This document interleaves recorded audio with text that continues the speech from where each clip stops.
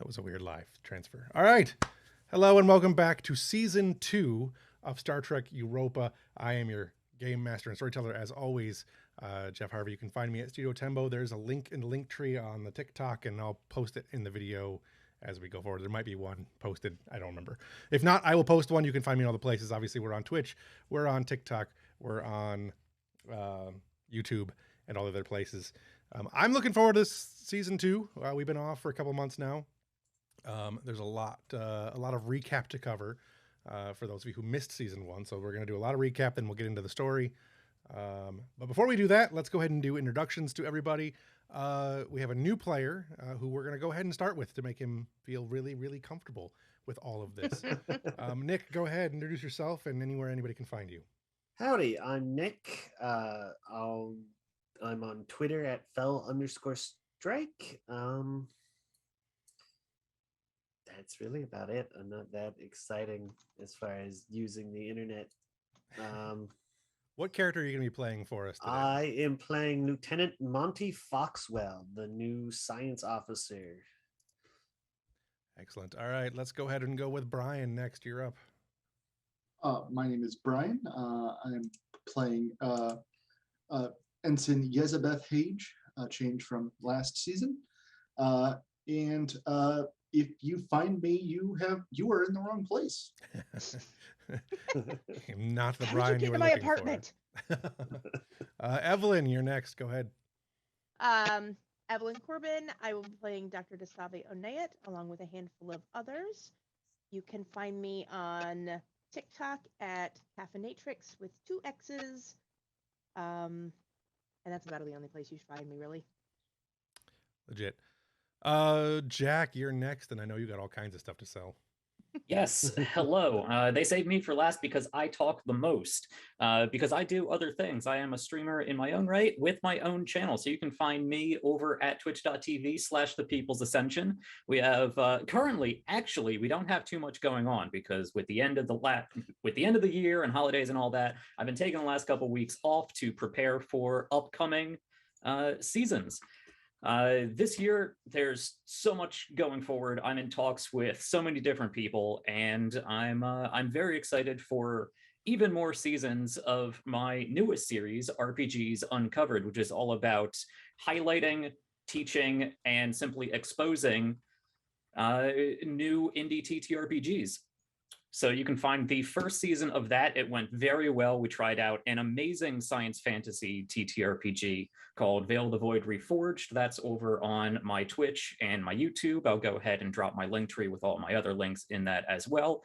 So if you're interested in learning new games, especially new indie games, be them small one-shot material, solo things, or full campaign, full setting core rulebooks, come hang out with me. I do not only that, but I do various other setting, highlight one-shots, various video game Let's Plays, and just sort of world-building hangouts throughout the week. So come hang out.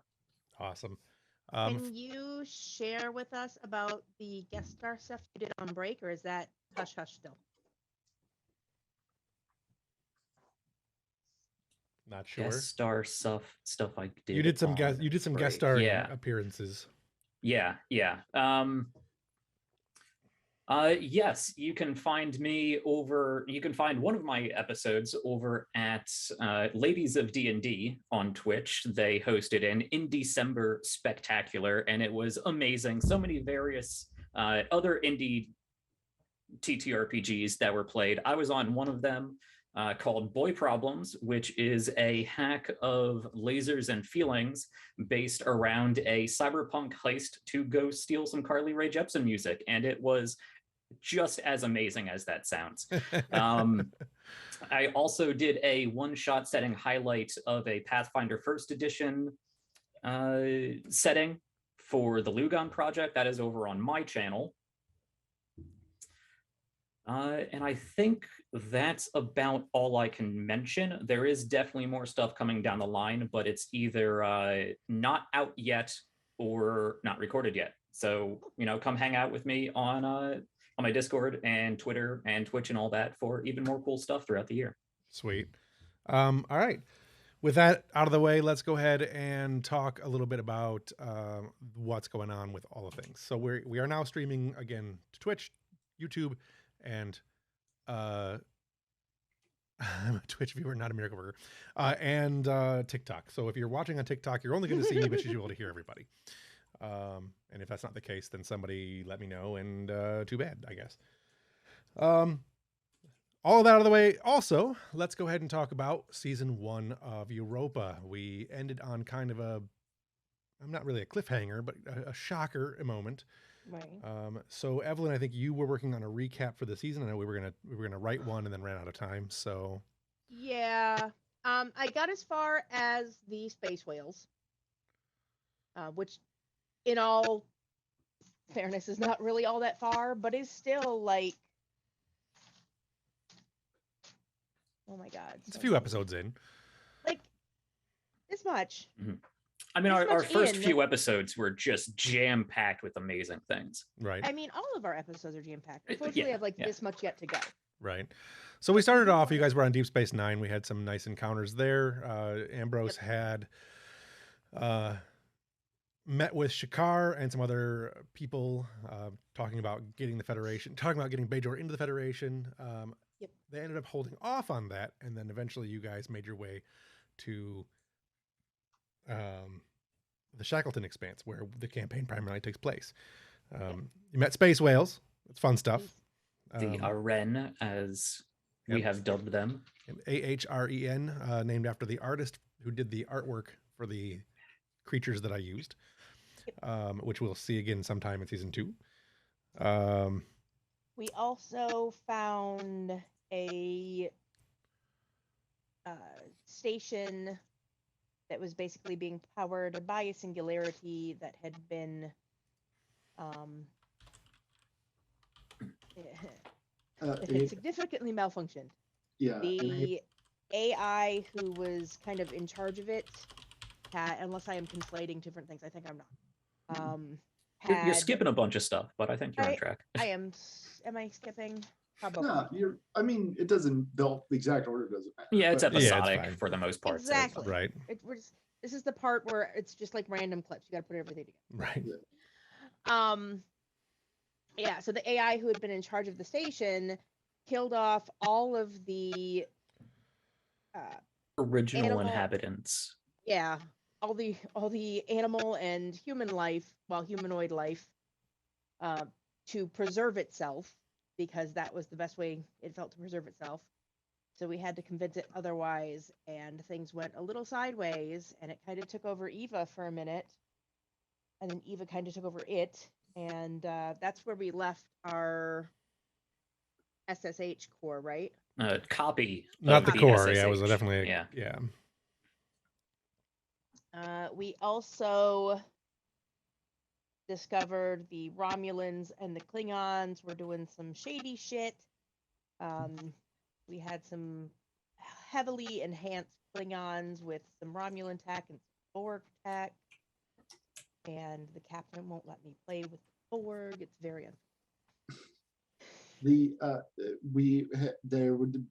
a new Klingon civil war had started, and one faction of the Klingons was experimenting with new kind of augmentation involving Borg technology. They brought in a small group of Romulans to it. We worked with the Romulan High Command to shatter their organization and put a stop to their mad science. That was sort of worked with, because that's still kind of low key, I think, right now, because Tosha Ryu did things she probably wasn't necessarily supposed to, that could have caused some significant issues, and may still. We don't know yet. We also, while we're on the Romulans, discovered there was a spy aboard the ship. Our beloved, wonderful bartender turned out to be a Romulan spy and has been unjustly trapped in the brig ever since. Or justly. Unjustly. Very unfair.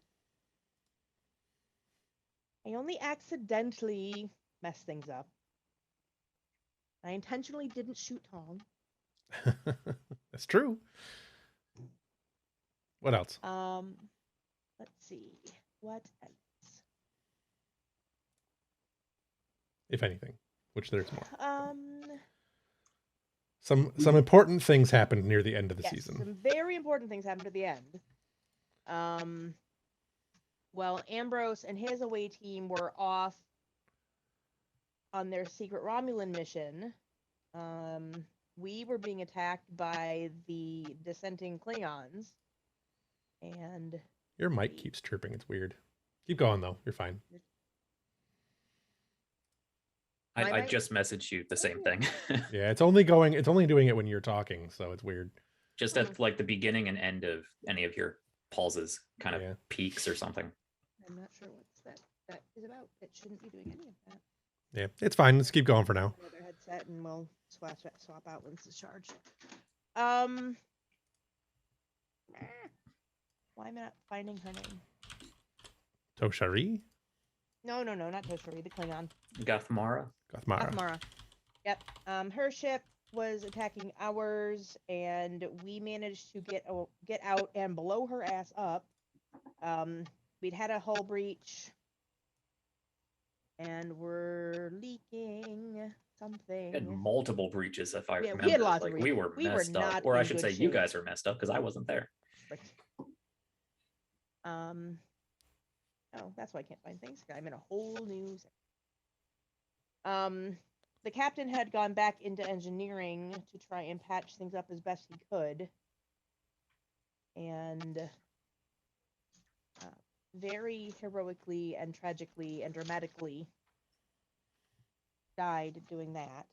Threw himself into something or out of something. I'm not remembering. Do we want to do just like a quick recap on character-wise of like just give a brief summation of the characters and what they've been through? Kind of what I was going That for. might Yeah. be a little easier. Yeah, we don't need to go through every single. And y'all are to remember your own characters better than I'm remembering them. Yeah, Captain Jorad Hage had died in the last encounter.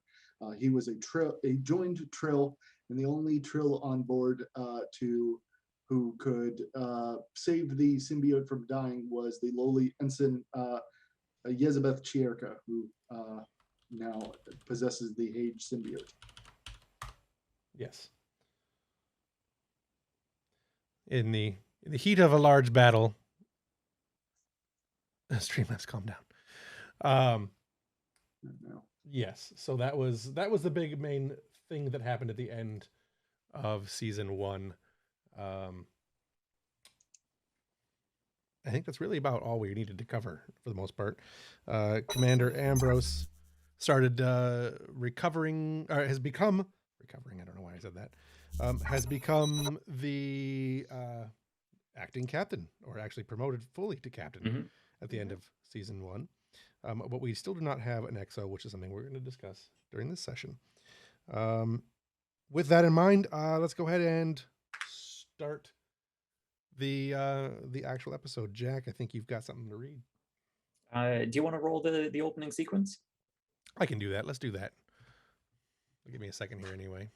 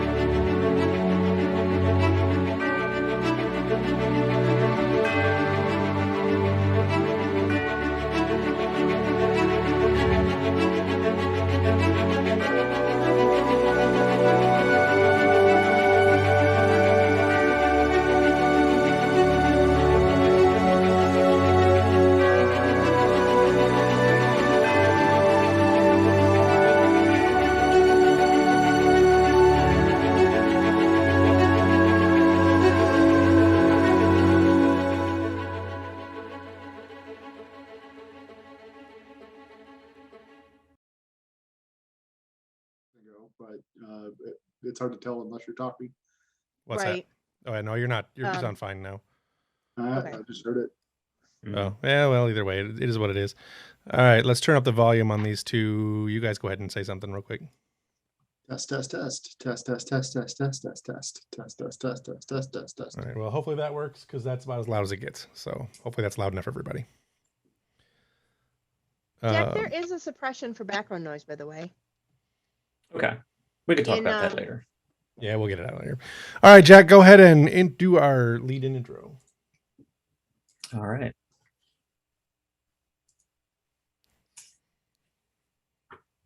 Captain's log, stardate 54010.2. It's been nearly 3 months since Jurad was killed. In that time, the Europa's crew has struggled to cope with not only the loss of the captain, but so many others who have sacrificed their lives to bring some semblance of peace to the Shackleton Expanse. The whole sector, really. The Klingons are still fighting, but it's only a matter of time before Mortok's forces retake Kronos and hopefully reestablish order. Marjat and Garthmar are dead, as far as we know, and the modified Klingons of House Varnak have not been seen since the Battle of Baldwick. We've also not heard much from the Romulans. There's rumors of unrest, but we've had no contact with Romulus or its ambassadors in well over a month.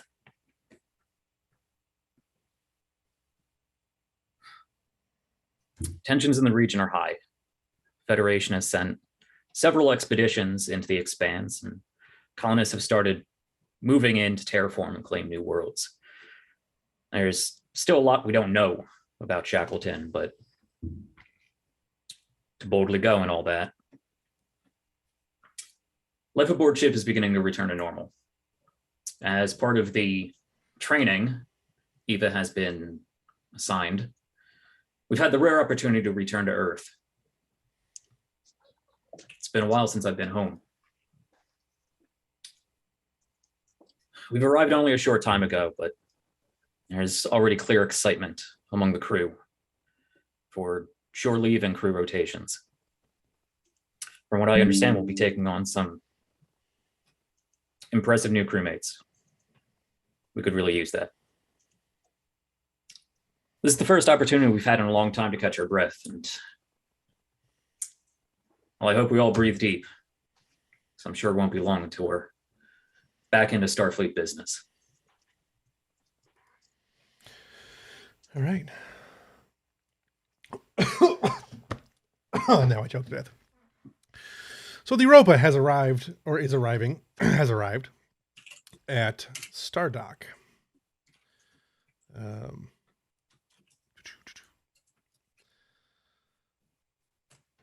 me go get this images up there. It has been some time, obviously, since it's been a few months since Captain Hage's passing and the events at the end of season 1. Who wants to start out a first scene? I know you guys had some. The ship is entering into the system. Stardock is there. You can see the big blue ball of Earth.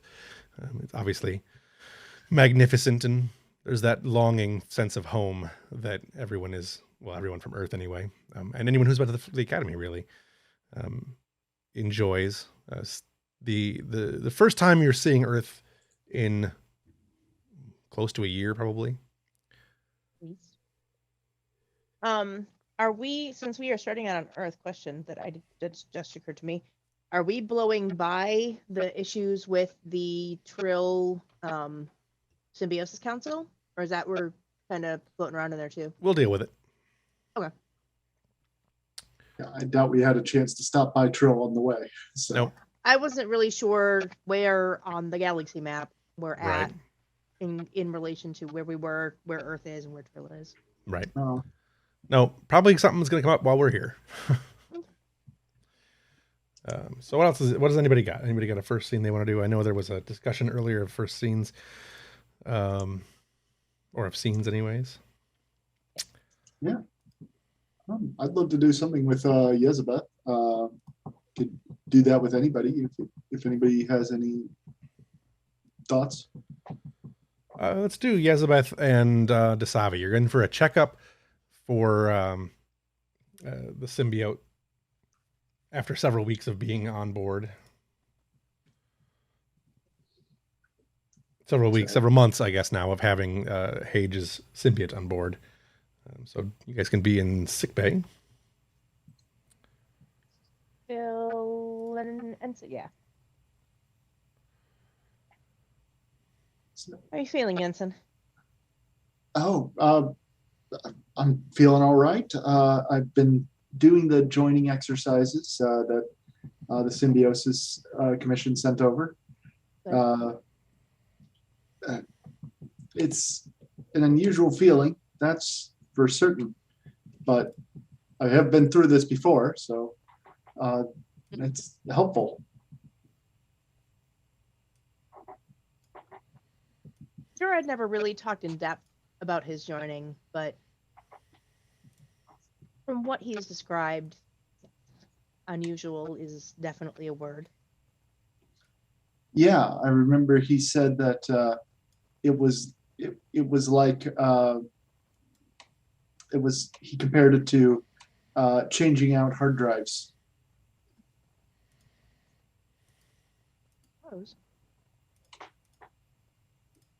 You forget I was there at the time. No, I know you were. I'm sorry, I forgot I was there at the time, I guess.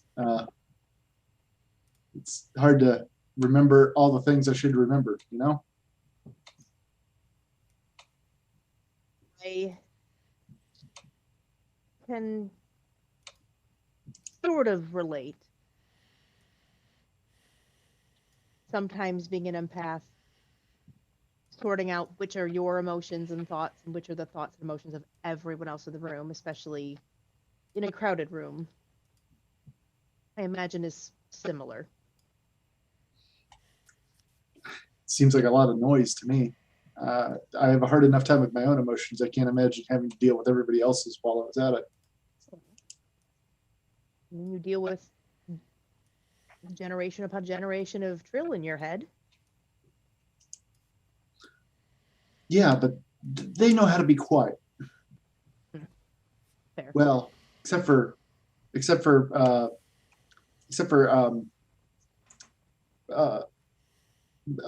shoot, I don't remember my own. Except for my first host, she's very bossy.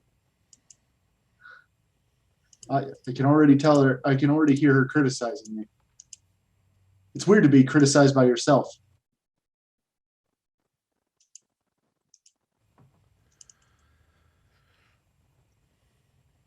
You do a good enough job of criticizing yourself before you were joined. Now you just have an extra voice.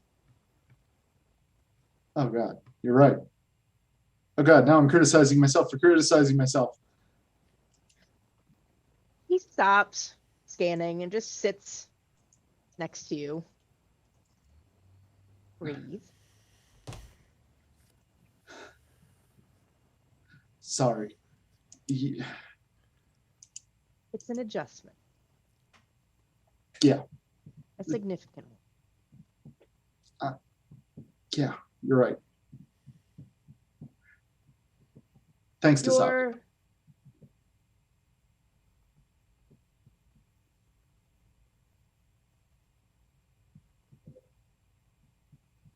Given the context, I'll let it slide. But do remind Jorad that while we are on duty, there's a chain of command, an honorific supply. Right. Oh, I'm sorry. You're right. Dr. Onia. Your comment about hard drives makes me wonder if you and Eva might perhaps have some insight for each other. Suppose it couldn't hurt.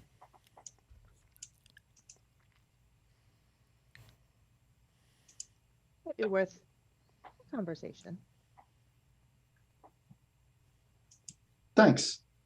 You're welcome. I'll do that. Maybe she'll Jorad really thought that Ava was something special. Maybe it's time I tried to see what that was.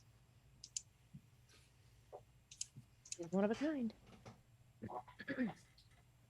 That seems like a good place to wrap up the scene. Yeah. We'll go to the next scene, which we will do in the transporter room. We will have our new... I don't see the character science officer, right? Yep. We'll have Monty beaming up to meet with Tong. Tong will be there as well. Oh God, I really don't like this software. And then Tong is engineering, right? Tong. All right. So as you materialize onto the transporter pad aboard the Europa, the first thing you notice is that the lights are slightly dimmer than normal for a starship. Most likely because they're entering Stardock phase. But standing in front of you is a short Ferengi. Tong, pretty much as soon as he's done materializing, you will quickly run out from behind the console and run up onto the pad and grasp your hand and start shaking. Lieutenant, it is good to welcome you aboard the Europa. Hello, and welcome. I am Ensign Tong. You must be our new science officer, yes? Thank you, Ensign.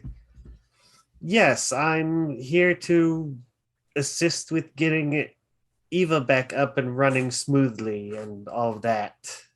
Oh yes, Eva, of course. She's great. You'll really like her. She's great. I could introduce you. That would be wonderful. Great.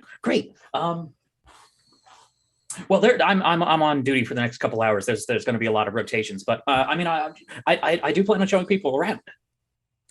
I'm a sort of resident morale expert here on the Europa. I would love to get a tour. I'm not that familiar with starships, actually. I tend to pull ground duty assignments mostly. Oh, perfect. The Europa is a gem, then, a perfect example of Starfleet engineering. I look forward to the tour then. Good. Well, I'll begin transporting up all of your belongings. Did you bring any fun Earth souvenirs? Not particularly. Mostly just my equipment. Of course, if you've been there all your life, what would you need of souvenirs? I'll have to see if I can beam down. I haven't been to Earth very long, not since not since the academy, but I spend most of my time on campus. Of course. I'm sure you'll get some shore leave before we take off again. Oh, good. I think I have the next batch of crewmen about to beam up and down and all over the place. So enjoy all of the ship and whatnot. Of course. I think I probably have to see the captain and let him know I've come aboard.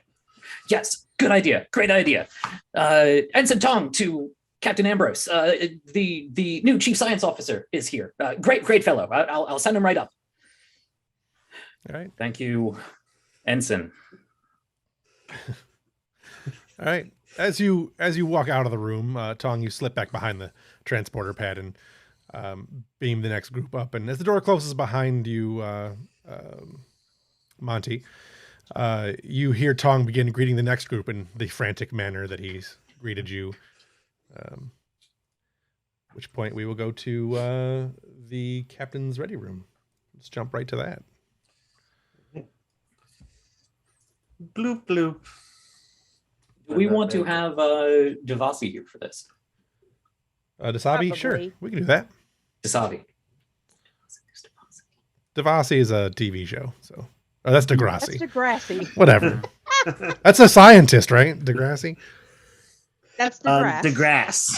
I think Devasi was Going on one well. of my recent appearances. Apologies. Desavi. It's okay. Do we want sort of a battle of COs, or should I welcome Maxwell on his own? I don't see a need for a battle of COs, but I think it would make sense as the acting XO for both of Mhm. them to be present. Yeah. Do you want to have a moment discussing things before he gets there, or do you guys want to just jump into that and have the discussion afterwards? Actually, since we've established that Desavi was just dealing with all of the age stuff, I'd probably call Desavi up just as Tong announced that our new CSO has arrived. Okay. So you'd probably be getting in just about the exact around the same time. Yeah. Yep. So Desavi, you've entered the room and you've had a basic pleasantries, but then the door chirps again. And go ahead and describe yourself for the people who are listening, Nick. Of course. Monty is a 30-something scientist. He has kind of graying hair, just a little slightly disheveled. I mean, Starfleet, so, not too bad. Right. Clean shaven. And, and science officer blue. Okay. 2 Lieutenant Pips. All right. Yeah, we don't have to get too carried away. There's video evidence if everybody wants to see it. So, all right, go ahead. The door chirps, and then I assume, Ambrose, you can respond as you need to. Mm-hmm. Lieutenant Monty Foxwell, our new science officer. That's correct. Welcome aboard. Thank you. I am most eager to see your facilities. Sounds like you have quite a special system running here. We do. The Europa is a fine ship. And you'll find the hallways might be a bit less crowded than you're used to, but we have some of the top tech in Starfleet aboard. I'm sure we'll have plenty to play around with.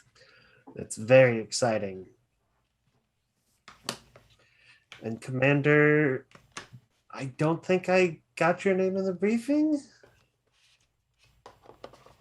My apologies. This is the acting commanding officer, Dr. Desavi Onea. Executive officer. Right, executive. Yeah. My apologies. I'm demoting myself now. Yes. Greetings, Doctor. Shakes her head. Sorry, I'm still not accustomed to not being called doctor. Now, yes, as the captain said, acting XO, Chief Medical Officer, Dr. Desavi Onea. Either myself or my chief nurse will be performing your onboarding health screening later this afternoon as soon as you get settled. Wonderful. I'm sure we'll work closely together as we explore the stars. Yes. I think that's right. From what I understand, you haven't been much further than the moon. That is correct, sir. Interesting. I've been assigned due to my expertise on neural systems to help your computer settle down a little, from what I've been told. Right. It seems... While she was, of course, programmed with all of the sufficient knowledge of Starfleet Academy, she has not...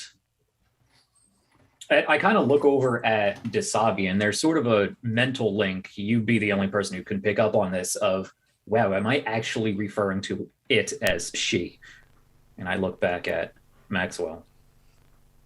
Monty Foxwell. Mm-hmm. Monty. She's had some glitches we'd like you to take a look at. We're also implementing a more traditional academy approach to teaching this AI. Very interesting. You'll be hitting Her- that up. Excellent. I've studied her. No, father isn't really correct, but I did work with her designer. I'm very curious to see how she develops neurologically speaking. Are you referring to what's his name? I'm blanking on his name. I was too. It's why I left it vague. Yeah. Yep, that one. That guy. Maddox. Maddox, Maddox, yes. Are you referring to Dr. Maddox or are you referring to Jared Hage? Dr. Maddox. It was my understanding he pushed heavily to get this system installed.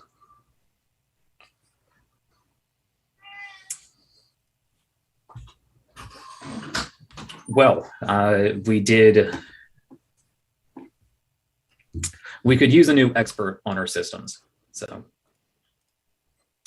I would advise you head down to her core and introduce yourself. Wonderful. I'll do just that. I will try not to let my inexperience hamper things. You'll see, at least in the lab, I should know my way around just fine. Very good.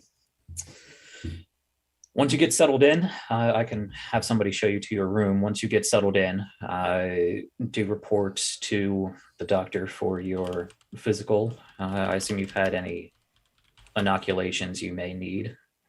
Of course. And go familiarize yourself with your new team and the new systems. All right. Thank you, Captain. And he'll... You can let me or the lieutenant commander know if you need anything. I will do that.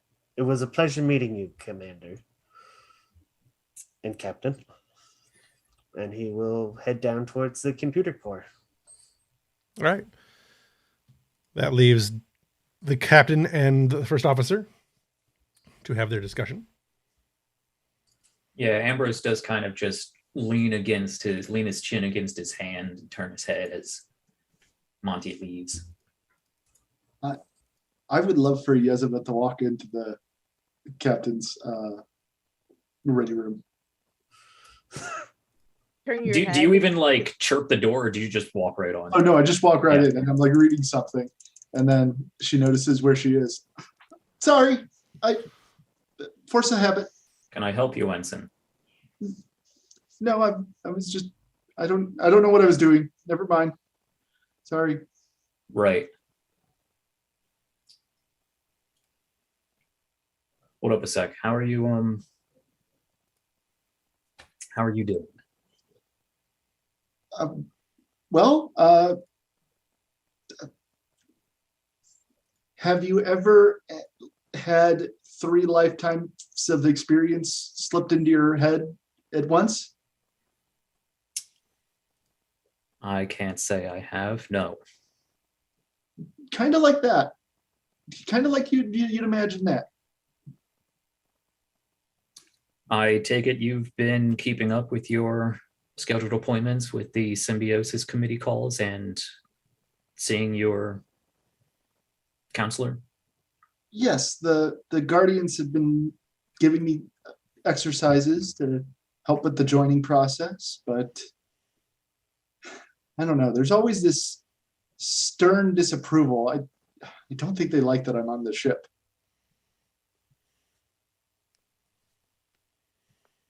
Probably because, and then she gestures to the doorway she just came through. Right.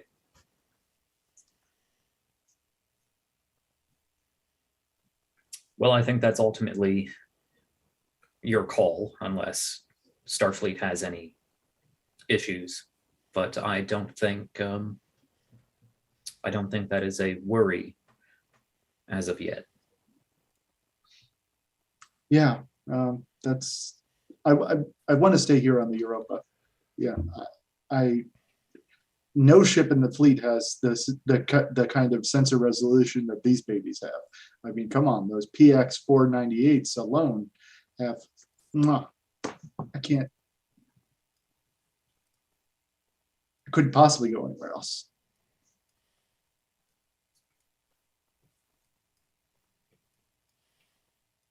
Well, I'm glad you'll be staying with us then. Anything else I can help you with, Ensign? No, I just need to find my way back to my actual room. Sorry again. Won't happen again. And then she'll turn around and leave.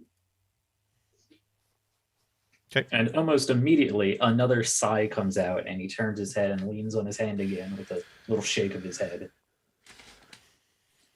Going to need a lot of lenience as she adjusts. As we all adjust.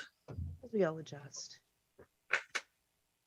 My only concern is, as unique as her situation is,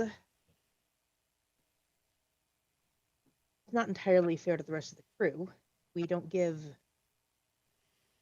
anyone else the amount of leeway that we're going to give her for breaches of protocol like that.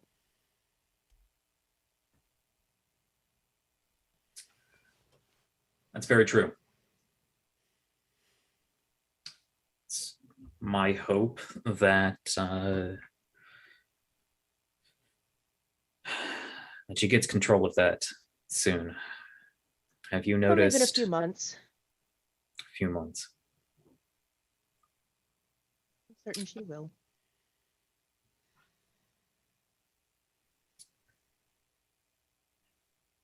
How are you settling in?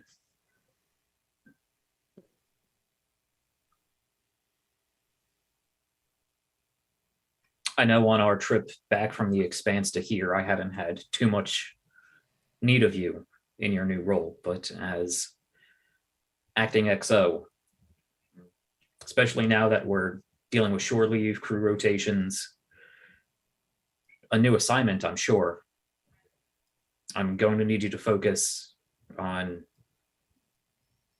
first officer duties. So I would recommend that you speak with your medical staff and delegate. Lieutenant Delphine has things well in hand from the nursing side of things.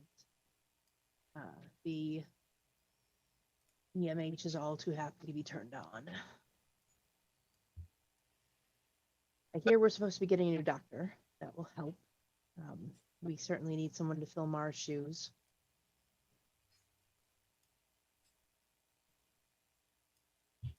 You get a sense of a longing for a missing old friend that quickly gets stifled down. Not that anyone could really fill their shoes. But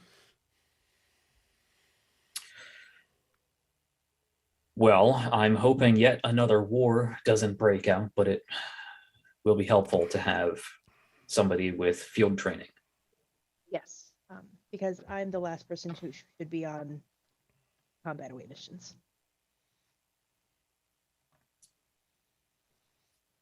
I would agree.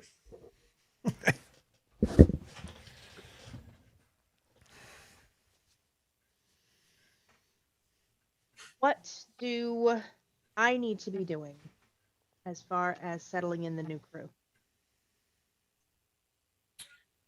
Well, most of your official duty as first officer is largely administrative, making sure everybody is properly assigned to their correct departments, their correct rotations, their correct cabins, direct anyone to the appropriate facilities.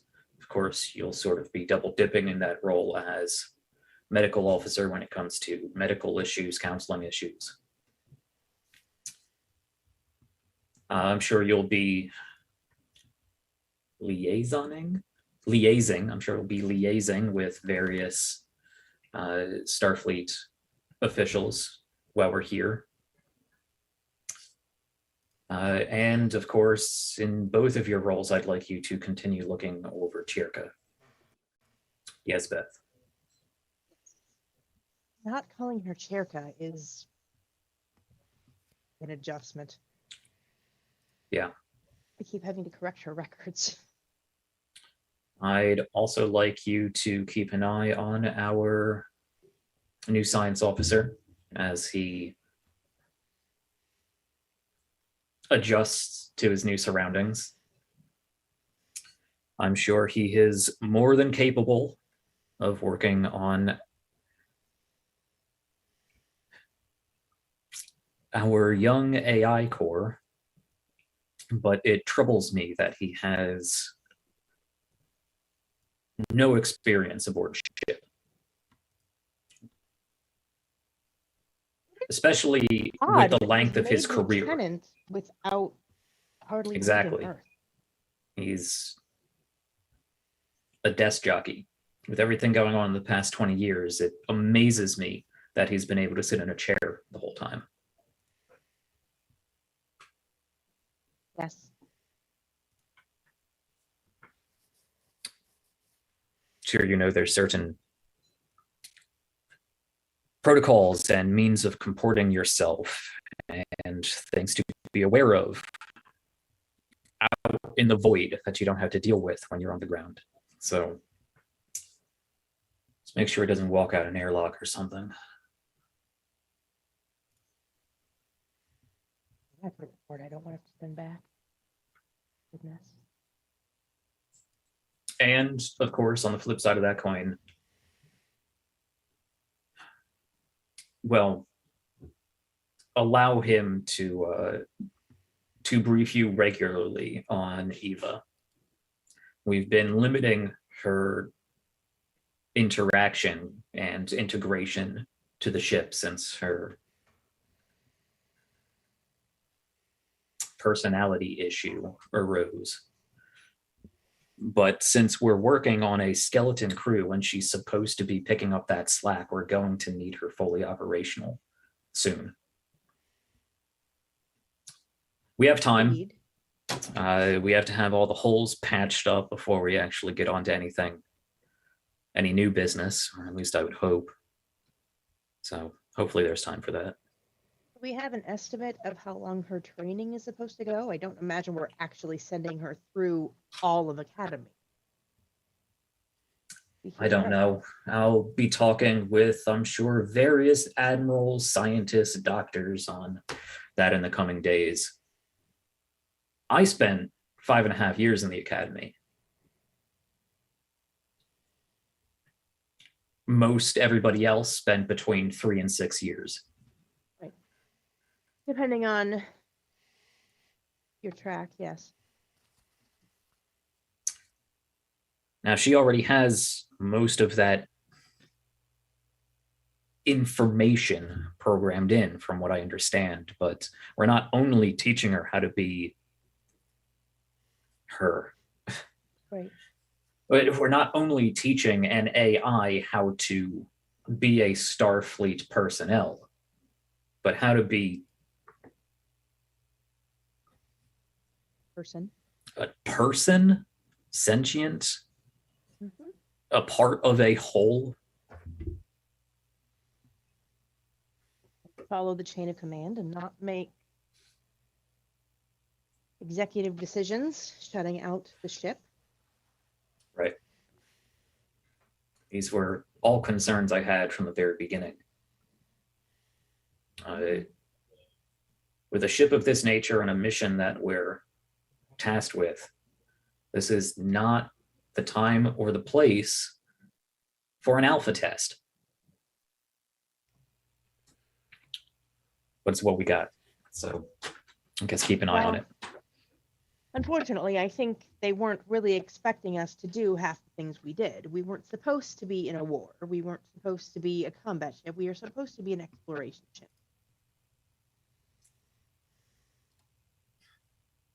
And if it had been limited to that, it would have been perfect for an alpha test. Exploration is, by definition, a lot of new variables.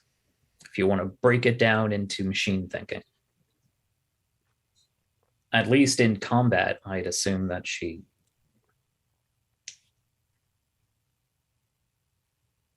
would understand protocol. It's integration of new experiences that I'm worried about, and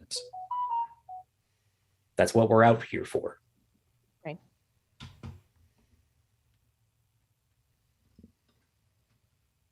Sitting around talking about it isn't going to get anything done. I'll be relying on Foxwell to get her working properly. In the meantime, see to the rest of the crew rotation. I pick up a pad and sort of wave it at her. I hear there's going to be another Oniet on the ship.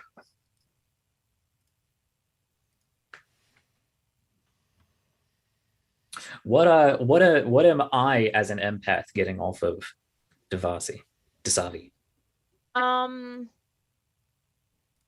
A mix of pride and stress and fear. Not really fear.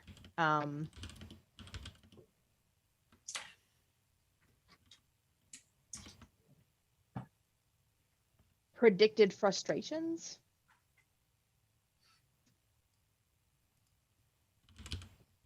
I assume this isn't going to be a problem. Oh no, certainly not. Kendall's a good kid. If it were my youngest, it would be a whole different story. But Kendall is smart, and she's your typical oldest child. I am a little concerned about, I think, what will be the natural mother-daughter dynamics, but I don't think that's anything that's going to be Good. Just remember, at least when you're on duty, she's not just a good kid. She's a new ensign. Yes. She's a new ensign. And as you said before, there's chain of command, protocol, comportment.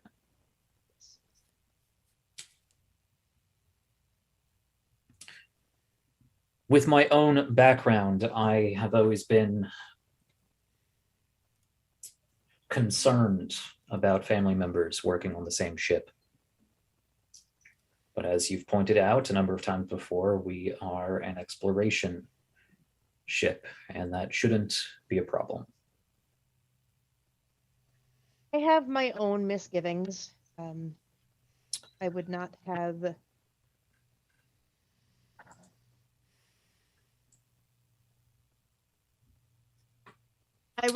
chosen to put my child on my own ship, simply for the parental dynamics of it. I think she is a good addition to the ship. I think she will do well. But I share your misgivings. Family working together can be often is more problematic than not. Now, remind me as a player, I see her in the command department. What role is Kendall filling? She's on the captain's track, so like she's going to be leading like small work crews and stuff. So she's in the command track, headed for captaincy eventually. Middle management at the moment. Okay. Yep. Okay. It looks like she has some aspirations to her.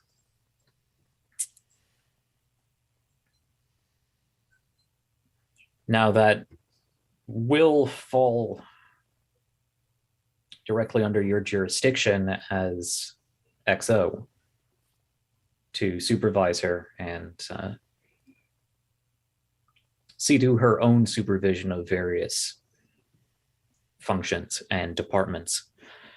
Though at this point, with no offense, she may have more actual command training than you do. Kong might have more command training than I.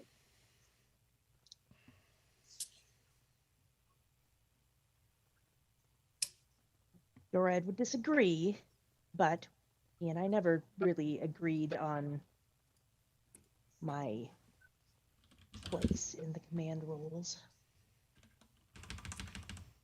That is something I am intimately familiar with.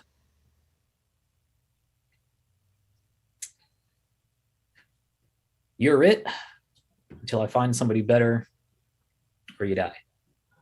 That's how it works. May that search be short and the prospects fruitful.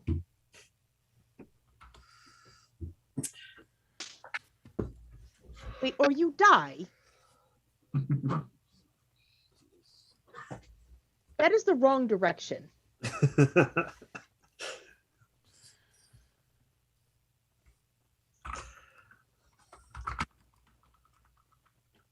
You sort of get the sense from me, just an internal sigh. Doctors.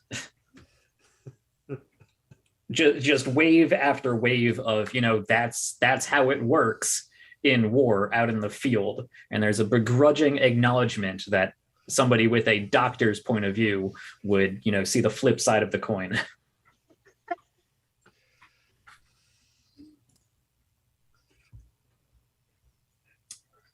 I fixed you once. I'm not letting you die on me. For more reason than I don't want to sit in that chair. Well, that's certainly an incentive to continue an excellent job. Any other concerns? No. Well, Immediate concerns? Concerns I can do anything about? no, but as I'm certain is already on your radar, we will probably be hearing from the Trail Council any day now. Joy. That's my opinion as well. All right, I look forward to pad after pad of reports. Congratulations, First Officer. I've always loved paper. It gives you a jokingly facetious salute and heads off. He'll nod and just sort of, before you even make it to the door, stand up, turn around, and walk over to a new little end table in the ready room and take a teapot off the counter, off a little like old style portable burner, and just pour himself a mug of hot water, go into a drawer and take out an actual tea bag and put it in. This is probably also a good point to point out that the captain's ready room is very different from how Jorad kept it. There's no longer little knickknacks all over the place. There is a little model ship of a Miranda class.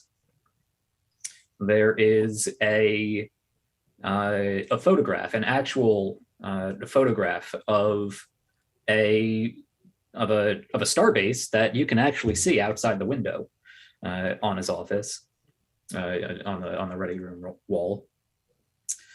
There is, in a little display case off to one side, two display cases, actually, a really busted up Jem'Hadar pulse rifle, and below it, Marjad's, what did he use?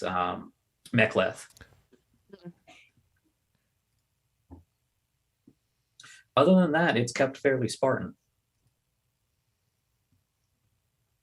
To be expected. He'll sit down in his chair, turn to, I'm sure there's some sort of external window, and just sort of steep his tea until somebody bothers him again. I'd like to have Malini bother him, if that's Okay. all right. Sure. She'll chirp the door. Come. Malini Silva walks in. She's holding a data pad, and she says, Commander, I needed you to sign off on this. It's authorization for me to go off-world.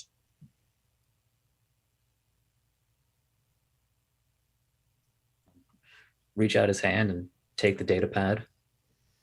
She hands you the data pad. It is indeed authorization to go off-world, but the destination is redacted.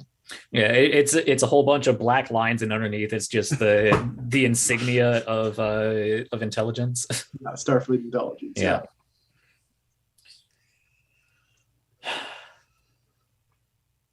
Moving up in the world.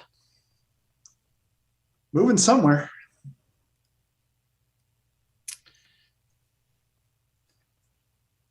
Well, I'm sure I'll be seeing the rest of this shortly, but sure. Type in authorization code.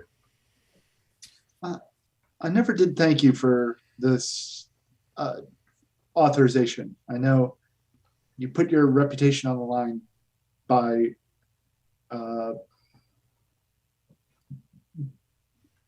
allowing a ex machina to apply to Starfleet intelligence. And I just want to let you know I won't let you down.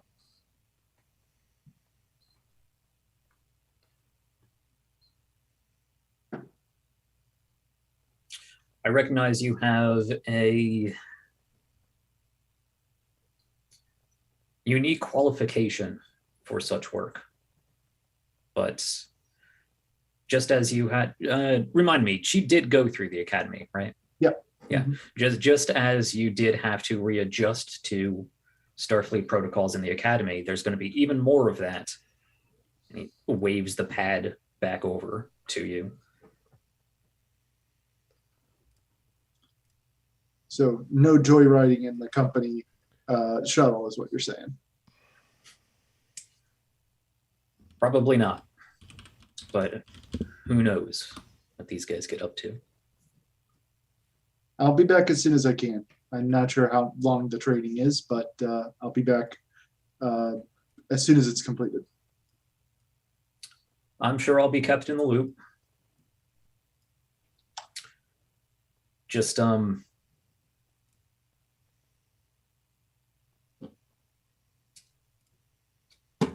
lose yourself in all of this.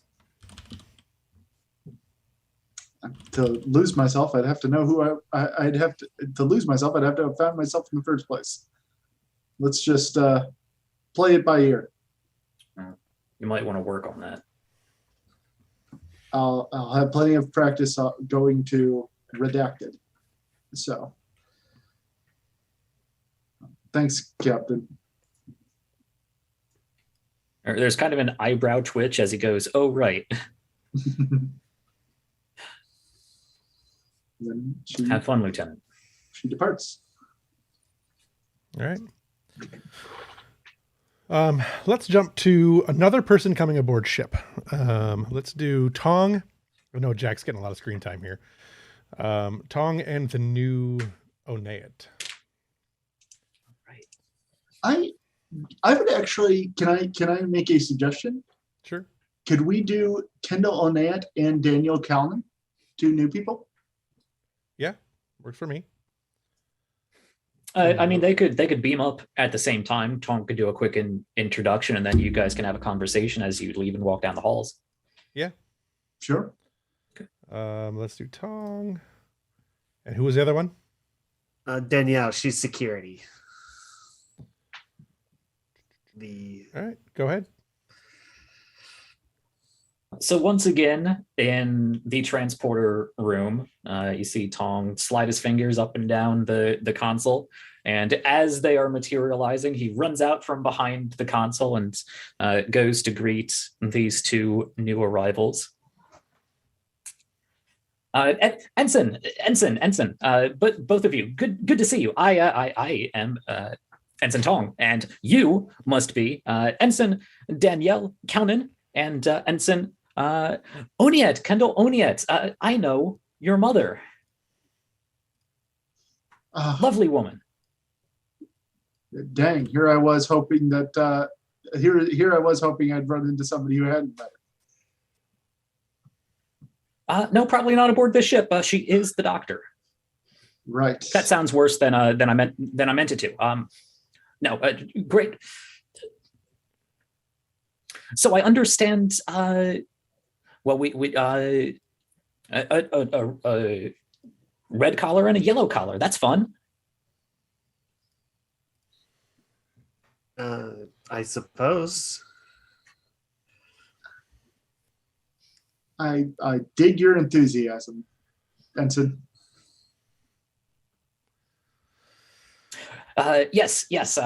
Well, as the first point of contact for many new arrivals and the last point of contact for many people departing, I do enjoy putting on a friendly face. I also plan on hosting a tour to show you around the ship. You and all the other newcomers. It's not a big ship, but it's rather sparse sometimes, so you can get lost. Oh, okay. Have either of you played Tonga before? Once in the academy, I got fleeced for my my best shoes. Perfect. I will show you the game. What about you, Ensign Calvin? I haven't played before, but I would love to try. Perfect. It is a game well suited to newcomers. Wonderful. Your mom's the chief medic here? That's got to be tough. I'd rather not get into that right now. Let's just. I assume you're like ushering Calvin out the door to get away from Tong. Yeah. So about that time you also get a chirp of the new next communicator coming up. Okay. Perfect. I do have to be going. Do ask her about that time we delivered that baby. Two actually. One was a space whale. Oh boy! As you exit into the corridor. Best midwife ever. And he'll go back around to his console and. He was rather more excitable than I was expecting. She says that Kendall says, I suppose. I'm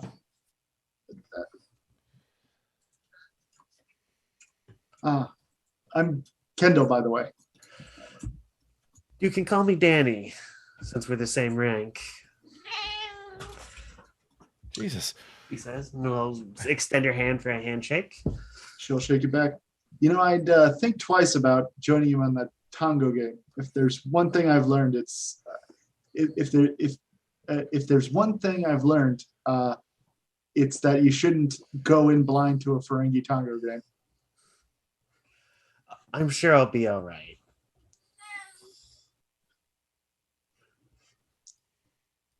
What is this your first? Is this your first time on a starship? I mean, besides training, we got to go on a couple like shakedown missions when we were working, but as security, we don't necessarily get to see too much. Did you serve aboard one of the cadet training cruisers? Yes. The angriest cat. She is very unhappy about something. I don't know what. Jesus. I'm glad there's somebody else here who's new. When I was in the academy, they were still servicing the Dauntless. That thing was almost 100 years old at this point. I mean, they didn't have too many ships with the war and all.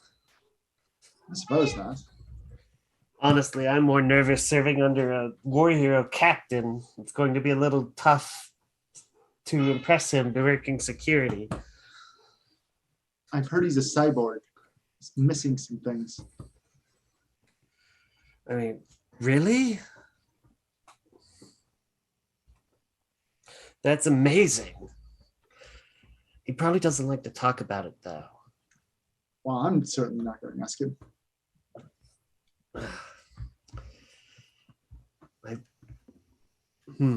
I wonder who'd be able to tell me about it.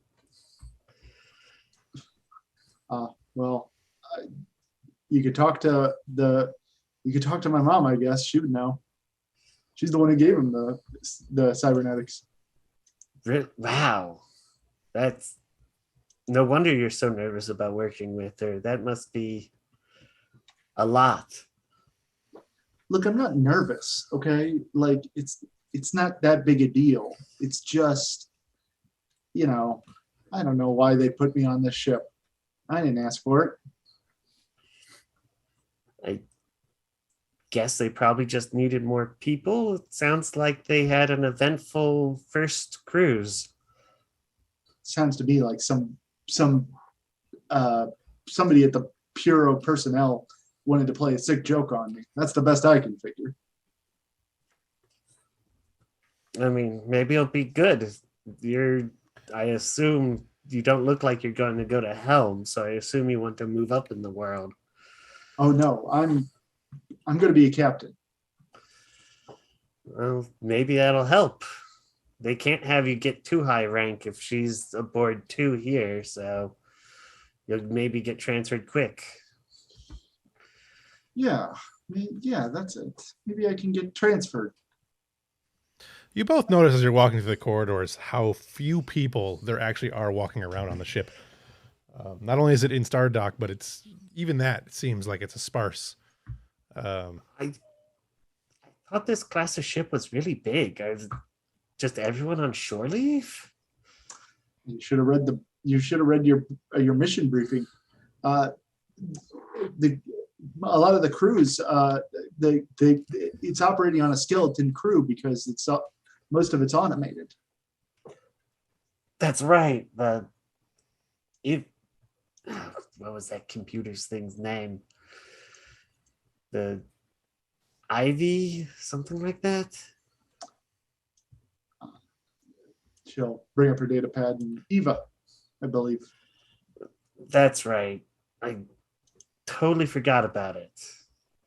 I don't know how much I trust my life on a machine. Well, you'll just have to trust the rest of the crew. I mean, we have to have manual overrides for things, right? Yeah, I'm sure the captain's thought about that. He's got to have, right? I mean, I'd assume.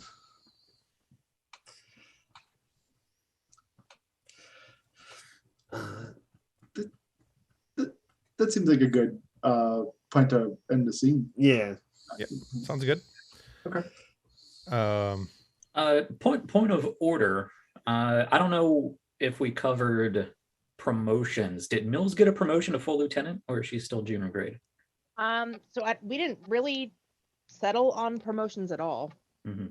Yep. Now would be a good time though if you were going to do one. Yeah. Right. So maybe Ambrose has to submit the request to Starfleet Command for approval. Yeah, that would be one thing I would have done over this period. I would have submitted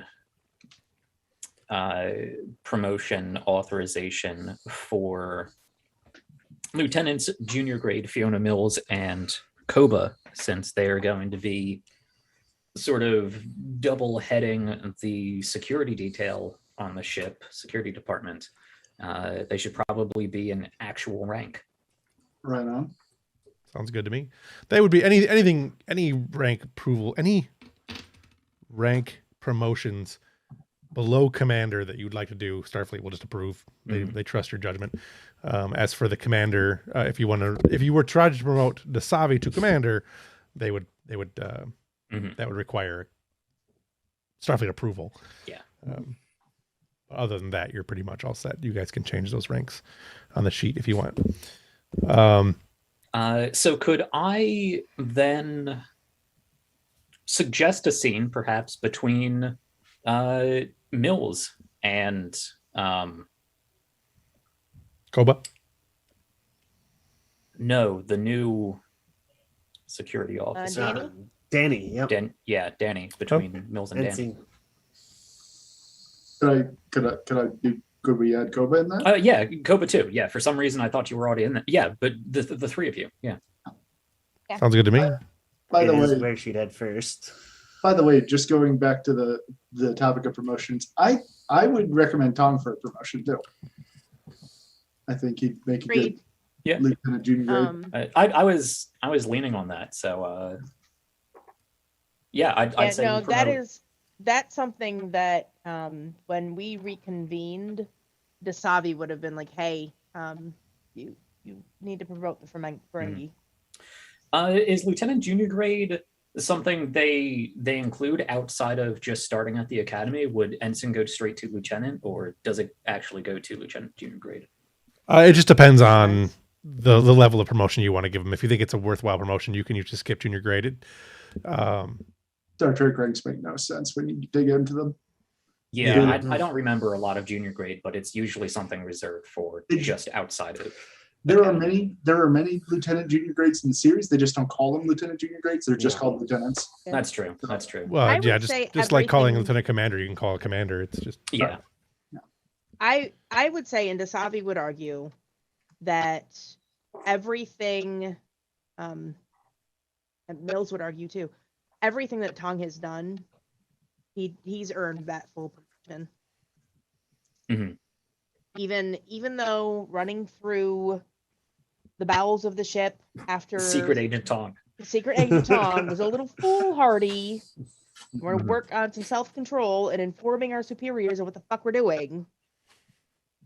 Yeah, so I think with everything that he's done, and since we're sort of maybe fast tracking him to chief of engineer to relieve Kostra at some point, I think it would make sense to make him a full lieutenant. But I don't think we need to have that promotion meeting between me and myself. no, that's fine. Yeah. I want to see that level of whiplash. Oh, that would be that'd be crazy. So just to get it, go ahead. Oh, I was going to say at the end of the scene between Danielle and the new Oniet, and there's so many new names I have to learn. I would chirp to Danny. Ensign Kelman, I understand you've just come aboard. Yes, sir. What can I do for you? Welcome. Please report to the security office. I'd like you to meet our heads of security, Lieutenant Fiona Mills and Lieutenant Koba. At once.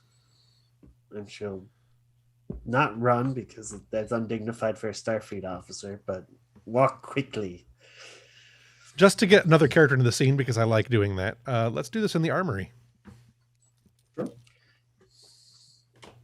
I'm assuming Mills and Kostra, or Mills and Koba are going over the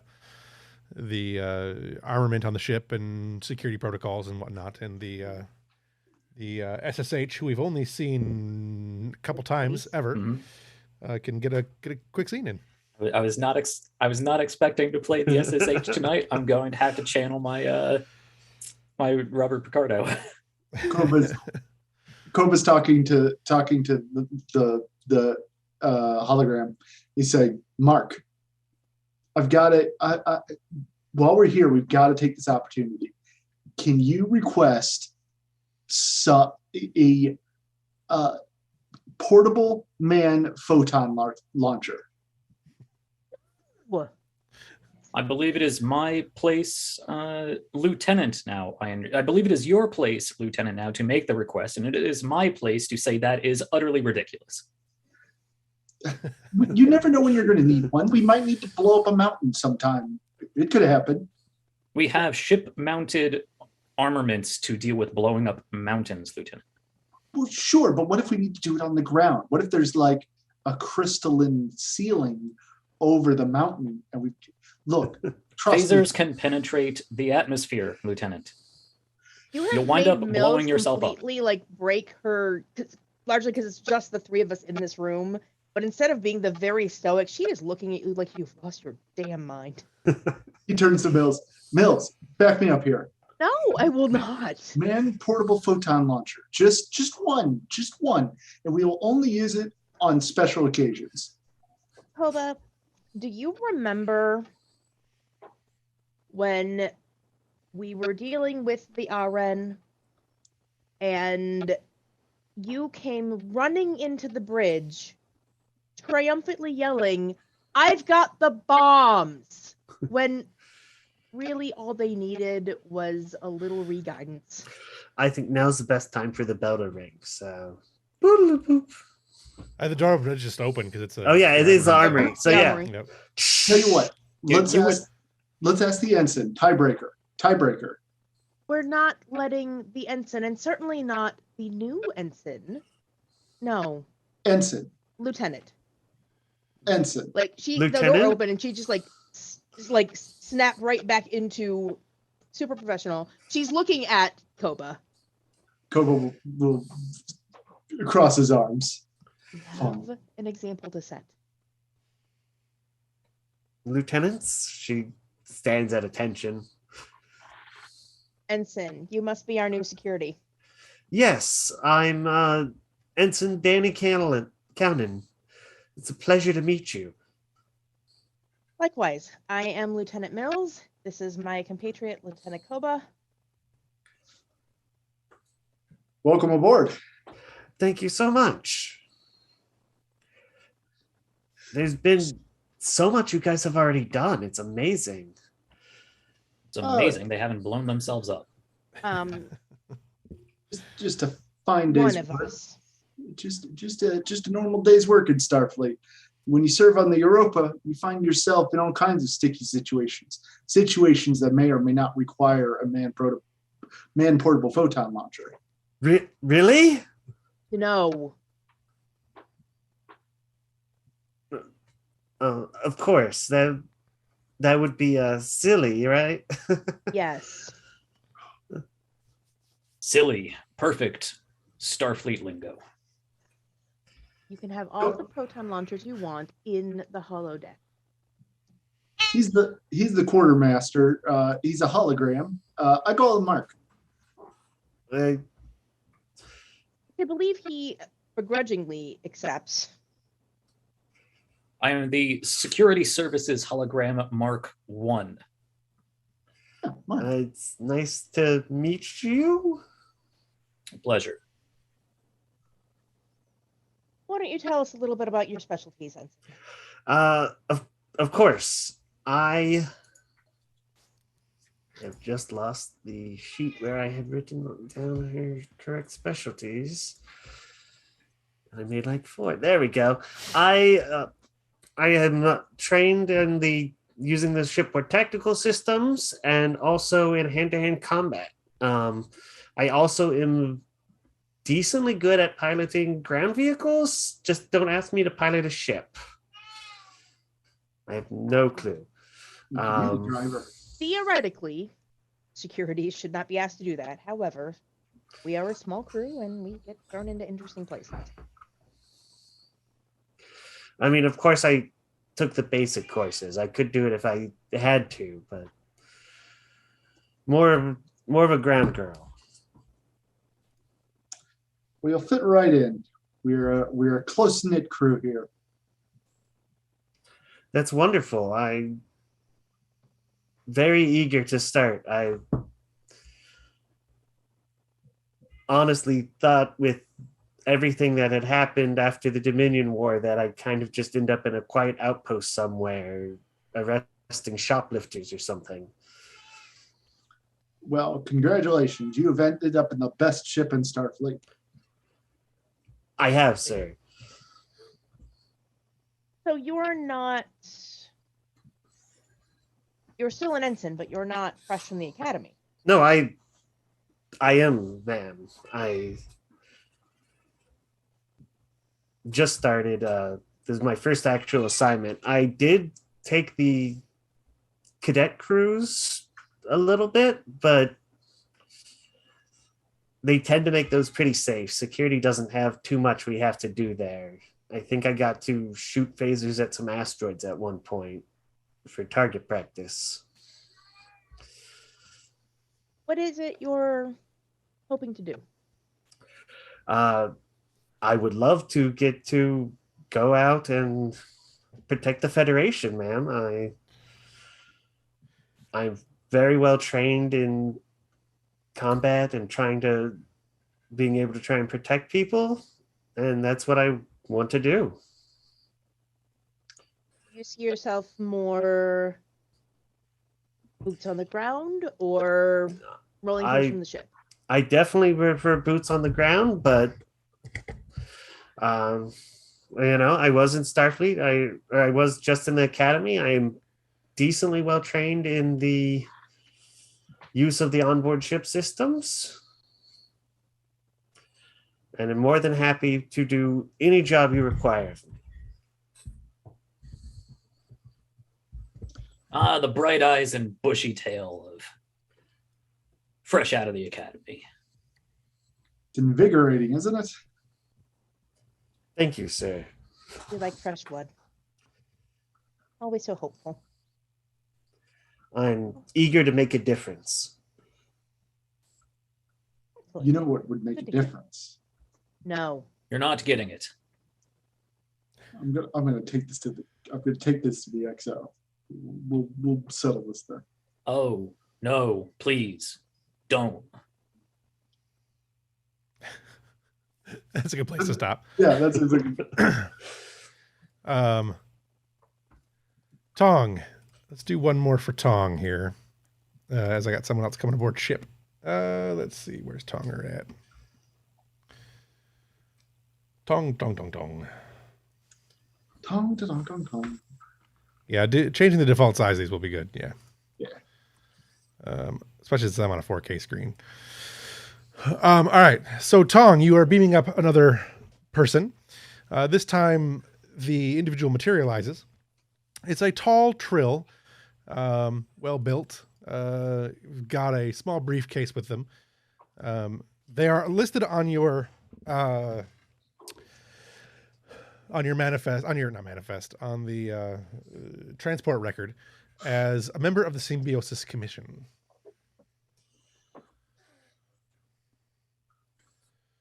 As he beams up, he looks and smiles at you. You must be Ensign Tong, yes? I've heard there's a Ferengi aboard this ship. Yes, sir.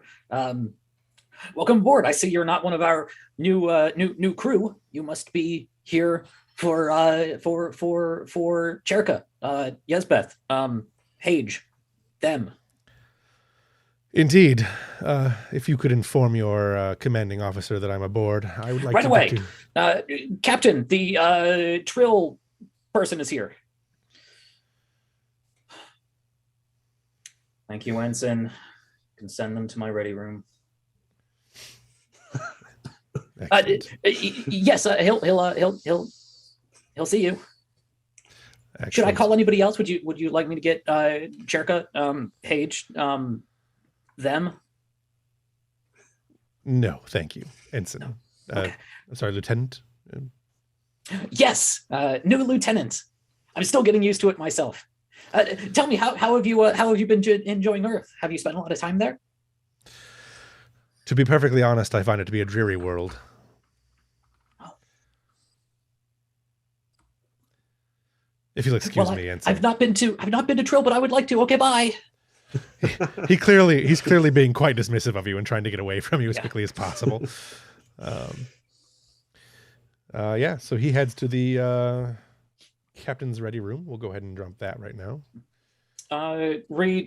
Remind me, I believe it was Tong and Silva who had a rapport going. I don't think Tong has had that much to do with Cherka before, right?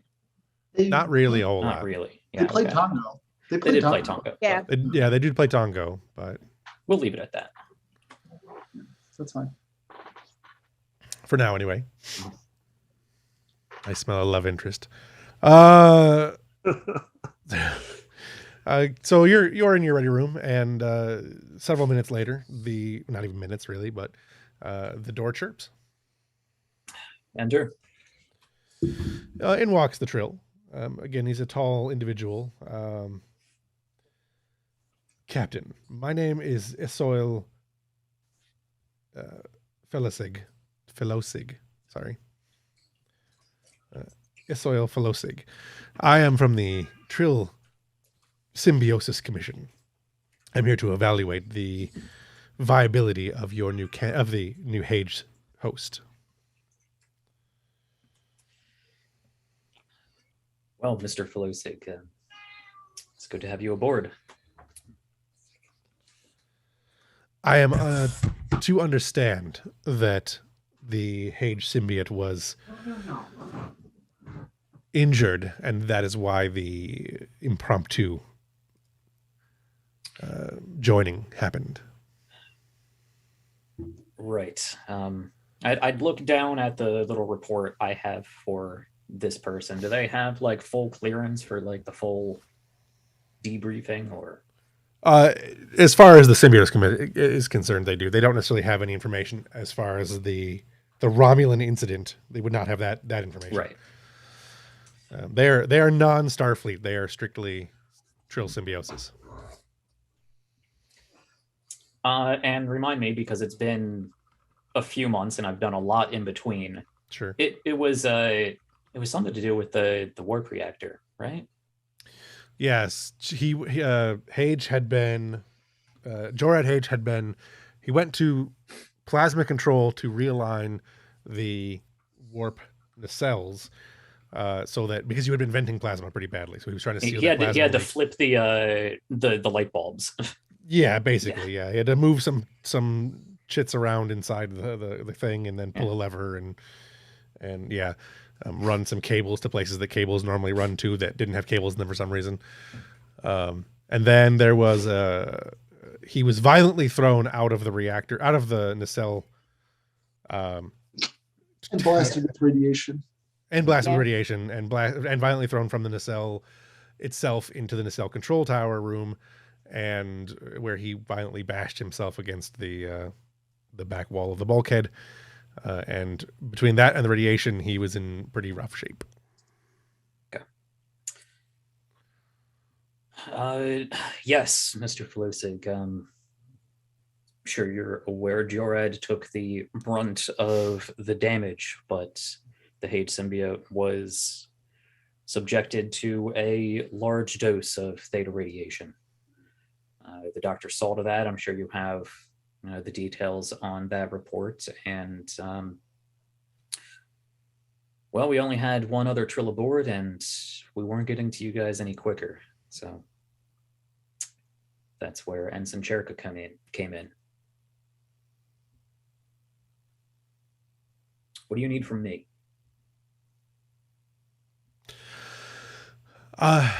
Your honest evaluation of Ensign Yazimeth. Do you feel she is stable enough to warrant the symbiote? She had never applied to the symbiosis for joining, the Symbiosis Commission for joining prior to this incident. We have very little evaluative material. What am I getting with my empathy off of this guy? Is he as a general disdain as the Trill Symbiosis Commission usually is? Yeah, no, he's got a general Cocky disdain for there. both you and for Chirka. Well, Of for course. Elizabeth. Yeah. Although you only sense one mind, he is not a joined Trill. Interesting.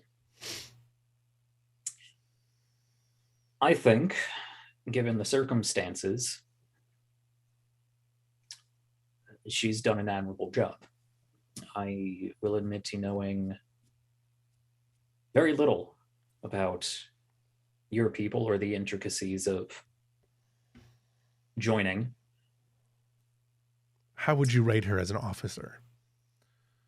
I have seen her record, and there is some questionable incidents from her first deployment. Well, it was her first deployment. You'd be hard-pressed to find any young officer without some questionable issues. That's how they learn. Generally speaking, we try to weed that sort of inconsistency out in the process, in the selection process, but understandable. Were there any? I suppose I should speak with the doctor. But are you aware of any complications that arose from the joining?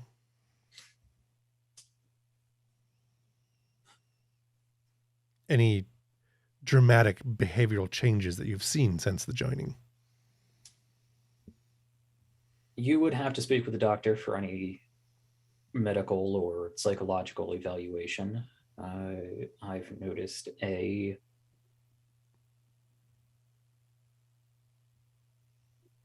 brief and hardly worth mentioning brain fog that comes in on occasion as she deals with, there has to be a better word for this, assimilating multiple lifetimes worth of personality and information. I'm sure that's not unusual. I see. He takes out his pad real quick and types, jots a few things. I appreciate your candor, Captain. She's proven herself aboard this ship. Hage has proven himself aboard this ship. Yes, I have little doubt the Hage symbiote is capable. Thank you, Captain. If you don't mind, I'd like to speak with your medical staff before speaking with the ensign. Or looks at the sheet. She's still an ensign, right? Yeah, we didn't promote her. Yeah, I believe she's still an ensign. With the ensign, then. Very good. Keep me informed. Of course. Thank you, Captain. At which point he stands and nods to you and departs. Let's do a scene before we get into anything like that. Let's do a scene with the new Monty, yep, and Eva, and anyone else that wants to join in that one. Before we get into that, Yes. Brian, just to make sure that I've got my info, I'm remembering correctly, Durad's wife was on the Narendra. commission, right? Mhm. Yes. I'd assume she's gone home by now, but Yeah, Yes. yeah. No. Okay, no, she was on Narendra, but didn't Durad tell Dasabi to call his wife partially obviously she could say goodbye, but also wasn't she on the commission? she works for the commission. Yeah. Works for the commission. It's not necessarily a commission decision maker, but she's there. Right. Yeah. Okay. Even if she was a decision maker, I don't think they'd put her on this for obvious reasons. Right. No, but Dasabi will happily tell the very disdainful person that if somebody who works for the commission thought this was a good enough decision, that she agrees. I want to make sure that I have my ducks in a row before I go mouthing off to cranky delegates. Right. Before you go causing interstellar incidents. All right. That's data analysis. The real good thing Trill aren't empathic. Yeah. Does anybody else want to join in on this conversation with Eva and Monty? O'Connor will be there because she's been, with the absence of Cass, she's also been working with Eva. Yeah, he would definitely ask her to be there if she's been the one tackling Okay. the AI. When you enter into the room, the library access hall, which is the main interface for Eva. Oh, Brian left. The primary access for Eva. At least the primary general interface, not the direct interface. It's when you enter the room, it's actually a pretty relaxed atmosphere. There's a lot of trinkets and knickknacks and half-finished board games like chess and I can't remember the name of it right now, but there's a Vulcan game that's similar to chess, and then there's the one. Yeah. I can't think of the other one either, but there's another one that's a Cardassian game of strategy. There's various of those games, half played on various consoles or desks and areas, and O'Connor is in there at the moment. There's also an engineer who is just another engineer, currently installing some holographic projectors in the room. Unrelated, just I wanted to mention that it's being done. So with that, O'Connor is sitting at the console. What is actually probably going to wind up being your desk as you walk in. Greetings, Ensign. It's wonderful to meet you. I'm your new, I guess for the time being, superior officer, Lieutenant Foxwell. And he'll Sir. hold out a hand. I understand you've been I cannot speak tonight. Liaising. That's what I was trying to say, yes. With Eva, after the departure of, gosh darn it, I had it written down. Your former chief science officer. I dare you to say her name.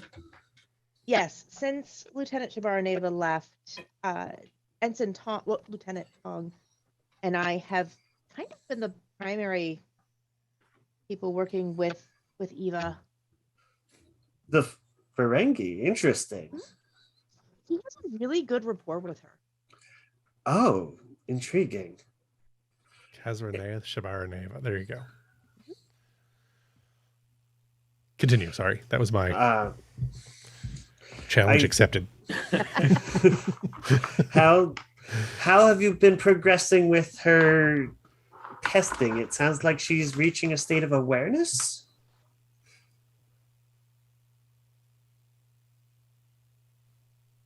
If I may speak freely, sir. Of course. I think reaching is the wrong word. I think Eva has had more of a sense of awareness and even sentience than her creators give her credit for. Truly. That is fascinating. You would note, Maxwell, that Foxwell, having worked with Bruce Maddox for some time now, Bruce Maddox does not believe that Eva can be sentient. Like, he has designed her to not be sentient, although intelligent. In fact, he denies any possibility of it. He has protested against it, largely, I think, largely in part because of the situation with Data. So, you have been inundated with your time at Daystrom that Eva cannot be sentient. I take that with what as you will. So she has a very strong drive to learn, not only about herself and her role, but about the crew and what it is to be a person. She also exhibited a very strong sense of self-preservation, albeit it caused problems. Are you sure it isn't a programming issue? No, she said she felt threatened and shut us out. It wasn't. The only programming issue is the fact that she was able to do it. That is interesting. They should. What? He also exhibited, and granted, I am a scientist, not a doctor, but from my perspective, a sense of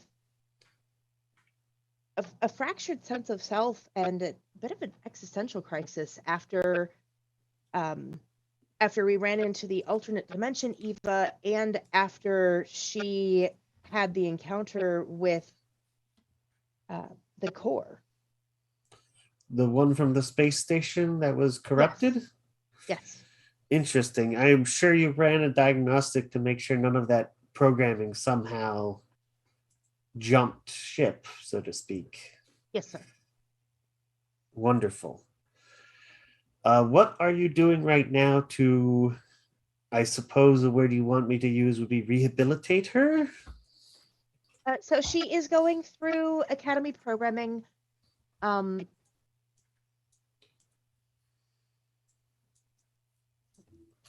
She's learning various protocols at not just computer protocols, but also chain of command protocols, and why she can't do things like just take over the ship and shut us out.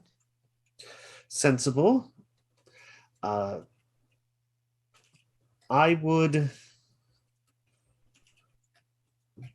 strongly advise you to not go around talking about her sentience quite yet, as it's definitely would cause issue. It is a controversial subject. I suspect if you were to contact Lieutenant Shabaraneva, she would likely agree with me, for what that's worth. I'm not dismissing you out of hand, Vincent. No, sorry, sir. She looks mildly frantic. I didn't mean to suggest you were, sir. Sorry, my apologies. It's just fine. Let me go ahead and see the programs you've been running. I feel like we should start taking her through some ethical simulations if you truly are concerned about her taking over the ship again. Somewhere in a clean state. But he pulls up the stuff that they've been doing,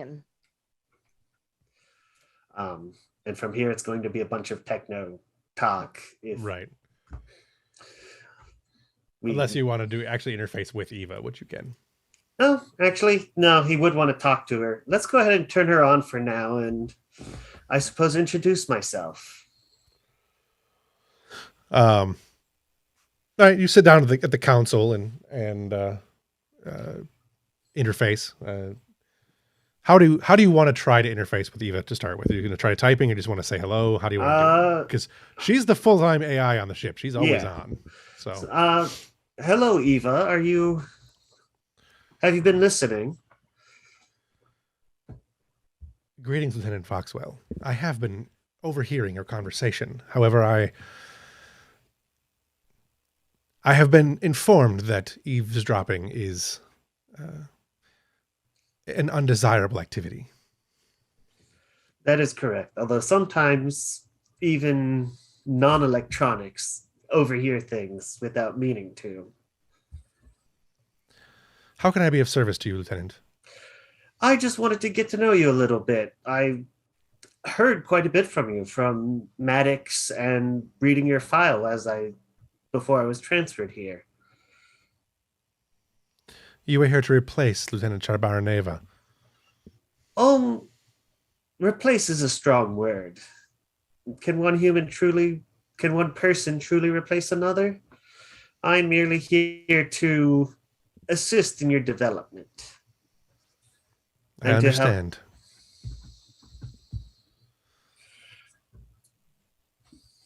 In what way can I be of service to facilitate your mission? I'd like to know, well, with the ensign's remarks, how are you feeling? He grabs a pad that I'm sure is somewhere on the table to start taking a few notes. If I had to ascribe a feeling, it would be uneasy. Interesting. About meeting me or something else? I have reviewed my creational data. I have followed Commander Maddox's career. I have educated myself on his career and my creation, and I am not entirely certain where this is going to end. But Dr. Maddox's record indicates that there may in fact be an additional reset to my programming. My records indicate, the records, not mine, the records indicate that I have been reset several times. I do not wish to be reset. Interesting. Do you... shoot. I just had a question and it totally jumped out of my brain as I started asking it. This is me, the player, talking. Yeah. Blast it all. Okay, that one's gone now, so we're going to go in another direction. Would you try to stop us if we decided we had to reset you? It is an ethical question I cannot answer hypothetically. Fair enough. Make some more notes. For the moment, I have no intention of doing so.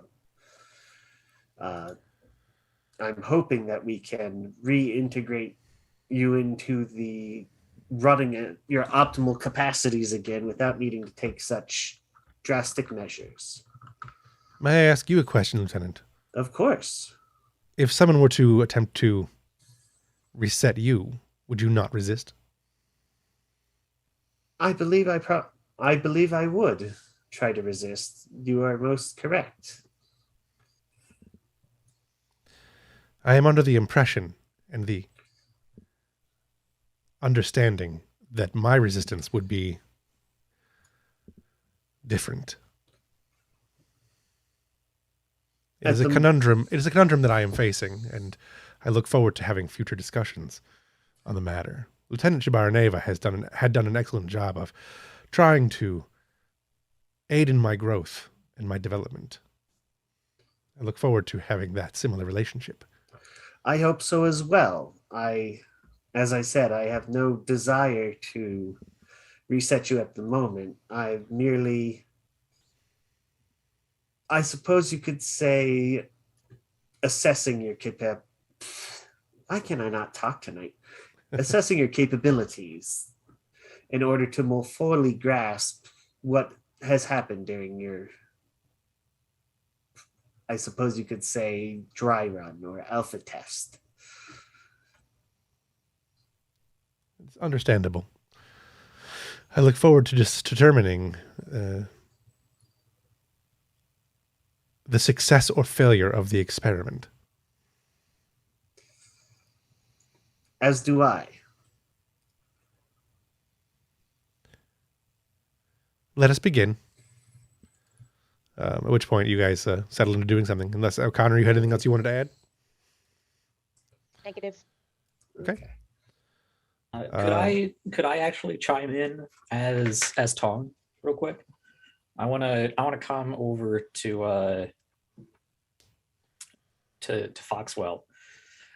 Lieutenant Foxwell, this is Lieutenant Tong. I just got done with my duty shift. I was wondering if you would like me to introduce you to Eva now. Oh, my apologies. We were actually just talking to her. Ensign O'Connor was assisting me, but it sounds like you are most familiar with her. I would love to talk to you about it. Possibly after the tour you talked about. Right. Of course, you don't need me to introduce you to your own assignment. Of course. Yes. Say hello for me, and yeah, I'll be around. I'll do just that. Eva, did you hear the Lieutenant Tong? I monitor all communications aboard ship. I appreciate his enthusiasm. He does seem to have that in abundance. It is quite refreshing compared to some I've met. He has been most friendly. I very much appreciate Mr. Tong. Wonderful. More notes. Just see Jack over there doing the heart. All right. With that, let's go ahead and do. Anybody else got anything they want to do? Let's do the soil and the doctor. Although in this case, he doesn't necessarily go to Dasavi right away. Yeah, I was actually going to say I would love to do a scene with him and Delphine. Yeah, because he would go to sick bay where the doctor should be, not realizing that the doctor who did this is now the boss lady. So we'll go to sick bay, and anyone that wants to be in sick bay can be. Specifically, we've got Delphine. Oops. And I don't know who that other character is. So we've played that character before, right? Who? Ranule Samar. Oh, that was my counselor from way back in the beginning that I've Oh, mostly right. scrapped at this point Yeah, because the he one hasn't that been has necessary. never been introduced. He's been in a single episode in which I think he had one line. Yeah. He's in the must have asked for background. he must have asked for better than scale. Yeah. Mhm. All right, he's there if you want to play him. If not, you can have somebody else come Yeah. in. Probably doing whatever. But yes, the commissioner goes into sick bay and talks to one of the nurses. I'm looking for the doctor. Could you point me in the right direction? And they gesture back towards the back where Delphine is. Not Delphine. Yeah, Yeah, Delphine. You're a nurse or are you a doctor? I don't remember. a nurse, Nurse. Okay. head nurse. She's Although a I think- nurse, Right. but Dasavi has largely relied on her. Yeah, she's in the a charge more nurse. doctor-y role. Yeah. Right. Yeah, I charge. think I think she has the equivalent to nurse practitionership. So Right. He comes back into the back at where you are and excuse me, nurse, I'm looking for the doctor. Could you please point me in the correct direction? The doctor is currently on the command deck. I'm currently holding down the sick bay. Is there something you need of assistance? I'm looking for the records of the symbiote Hage and all hosts that you have records for. My name is Isoil Fleosig. I know I wrote his name and I'm remembering is hard to do. FLEOSIG. Sorry. FLEOSIG. Not an easy one to remember. That's what I had. Okay. Yes. Philosig. Isoil Philosig. There we go. That's the name. I'll get there. My name is Isoil. That guy. I'm a member of the Trill Symbiosis Commission, and I am looking to evaluate the symbiote and its hosts. Not allowed to release medical records without without direct authorization or command privileges. I don't recall you I don't recall the ensign saying that anybody would be coming to review. The ensign probably does not know that I'm here yet, or it simply slipped their mind. He hands you the Symbiosis Commission paperwork and the authorization from Starfleet for full cooperation from the crew. You are obviously that is not necessarily the same thing. You can still refuse it if you want to, but it is as official as it can get, short of coming from your captain or doctor. So Has Arani signed off on releasing this paperwork before? don't think it came up in the conversation, so probably not. He did recommend that he talk to the doctor, so I would think that medical information would be included on that. Sure. It looks like you've been authorized by Starfleet Command. Let me bring it up. Well, let's see. Here's the notes from the meetings that have been post symbiosis, and here is her medical records from before the joining. And yeah, I assume you have the Captain Jorad's documentation as well. I do. I appreciate this. Did you assist in the procedure? I did. It was rough going. We nearly lost the symbiote, but Dr. O'Neill is one of the best doctors in Starfleet. So you noted several complications then.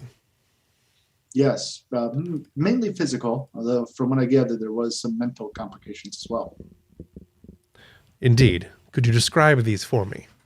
I'm afraid I cannot. I'm not an expert on Trill physiology. However, a small amount of psychic treatment was necessary to complete the joining. I see. And what would be your assessment of the efficiency of the joining since then? Dr. Onion has taken the lead on the evaluations, but my own anecdotal observations lead me to believe that I don't know what a solid, with the caveat that I do not, that I have not been present at a solid, successful joining before. I will say that she has not had the presence of mind I would have hoped a month out. She seems often confused and sometimes frustrated with the situation. I see. He's noting down most everything you're saying. Or at least he's scrying quickly as you're talking. As you can see, her medical record does list some chronic issues. Of course, she was diagnosed with trill autistic behavior disorder at a young age, and she has had treatment for chronic clinical depression. We kept her prescriptions up, but we have been lowering the dosage since the joining due to wanting to negate any conflicts from drug side effects. Understood. Has she been seeking psychiatric treatment? That I can't say. Our counselor just transferred off ship, so unfortunately he would be unable. But from what I gather, they had not talked. I see. Since joining. He You scrawls down would somewhere. know that she has been meeting regularly with Savi, though. Sure. Yeah, she has been meeting regularly with the Savi for checkups, as I said earlier, and I believe that those have been included psychological counseling. Excellent. I will check the records as soon as I am able. Could you contact the doctor, the good doctor, and let them know I will be on my way? I will let her know that you wish to make an appointment and see if she can fit you in her schedule.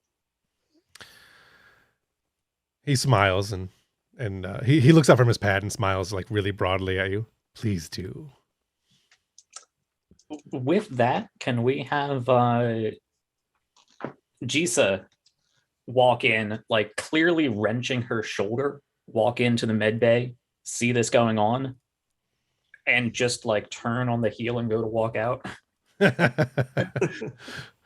Yeah, okay. Would Delphine say anything? Stop her? Or If she's walking out, yeah. Now, if you'll excuse me, I have a patient to see. And then she'll stand up and chase after Jisa. oh, it's not a big deal. Go about your thing. Jisa, you're a terrible liar. Please, Lieutenant, I am done here anyways. I'm certain that you have pressing issues with your shoulder, and you're in, he looks at her and smiles again, excellent hands. If you'll excuse me.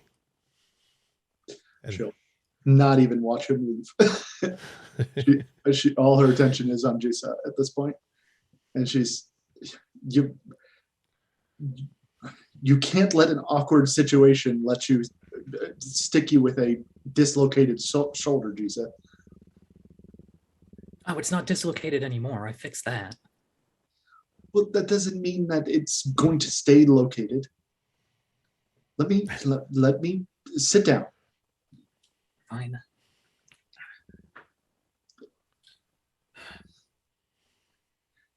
You've been pushing yourself quite a bit lately. She's doing the frustrated Andorian and tentacle and antennae wiggle. And tentacle? I like that. Tentacle, And tentacle. yeah. It's going to be a whole different kind of movie soon. Continue. Tentacle wiggling. a sure sign of it a sure sign of agitation in an Endorian.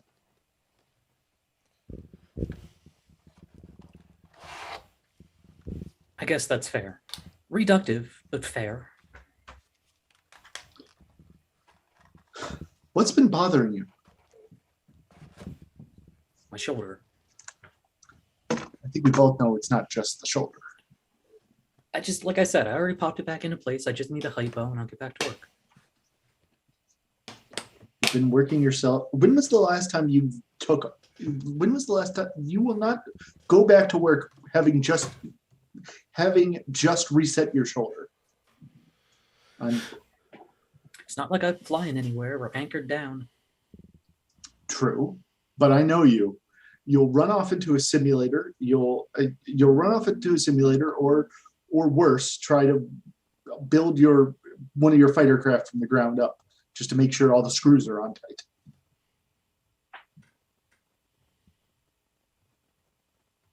Am I wrong? Tell me if I'm wrong. No, but I don't see a problem with that.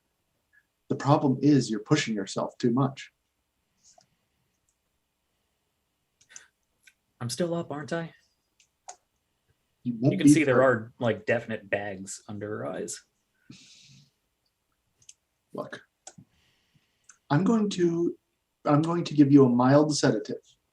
It won't be you won't be going to work with it. Doctor's orders. I'm ordering you to bed rest. I don't think that's necessary. Well, I just need a hypo. I'm sorry. When did you attend medical school? Well, I got plenty of field training during the war. Well, I'm She the one. goes to cross her arms and winces at the shoulder again. I'm the one with the degrees. So why don't you let me decide what's best? Besides, we have a date tonight, and I'm not letting you off of it because you janked your shoulder even more. We're having drinks. I wouldn't call it a date. Is that not a date?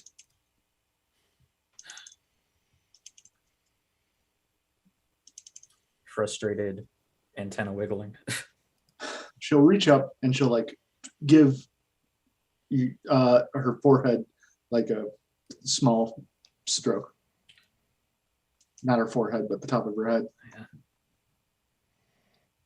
Calm down. You'll be fine. You can go back to work tomorrow, okay?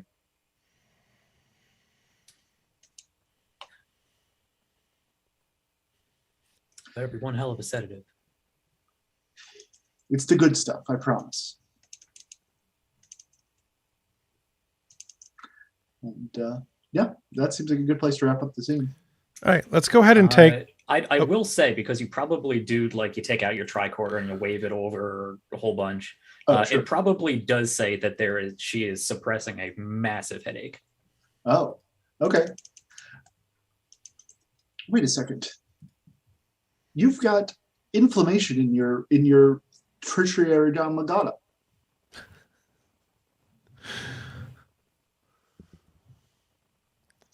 And You must be in massive amounts of pain.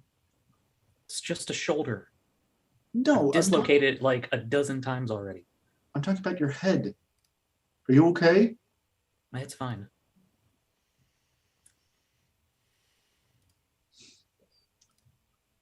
Look, I can't prescribe you medicine for a disease you insist you don't have, but I am going to write you a prescription for some anti-inflammatories. Take them if you're having any kind of head pain. Fine. And I do wish you'd be honest with me.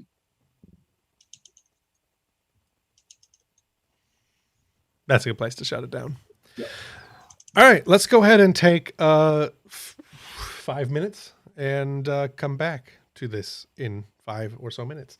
My battery for TikTok is dying, so I'm going to go ahead and end that live and continue on the other ones. So let's go ahead and take 5. All right. And we're live again. Look at that. My transitions are not the way they used to be. I have to fix those transitions again later. So, for those who watched this so far on Twitch or on TikTok, I mean, my apologies for the sound being terrible. It'll be better next time. I know what the problem was, and I will fix it. In the meantime, we will jump back in with Dasavi and the member of the Trail Commission, Isoil Fleosig. Say it differently every time. I do. That is, you just hear it differently every time. I say it. Yes, fine. it is definitely a my ears problem. Yes. We're not using gaslit at all. No. Yes. Not because. So in Dasavi's office, her XO office, which I don't actually have a picture of. I don't have a room for that. It's probably like Ambrose probably spent no time in that office. Yeah. I know. I expect. It's probably just barren. There's not even a desk in there. It's just exactly how it was set up when it first got pushed out of Stardock. I don't think they've ever showed a EXO office in the series. They have not. No. You would assume Well, there no. would be, Yeah. but yeah, They need There's someone to do paperwork. yeah. There's she's got a tea cart as well with the carafe for the traditional Betazoid tea that I can't think of the name of off the top of my head. And Page's ship in a bottle is on her desk. Nice. While you're in there, doing the various paperwork that you're required to do by Starfleet mandate, They're doing crew assignments and right, dealing with yada yada. minor, crew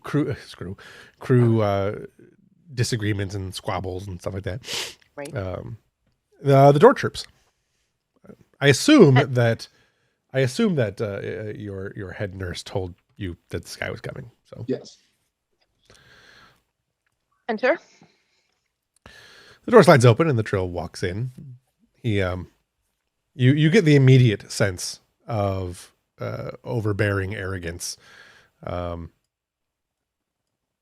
him, which I think I've portrayed well enough. Don't need to be an empath to figure that shit out. Right. Lieutenant Commander, he looks at his paperwork. Oneat. Yes. Is it? Go ahead.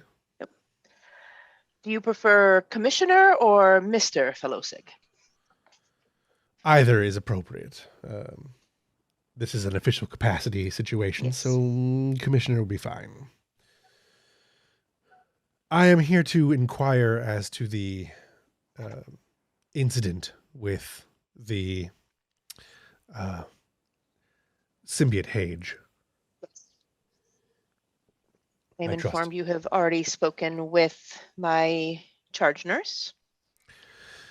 Yes, she was most helpful. I appreciate her time.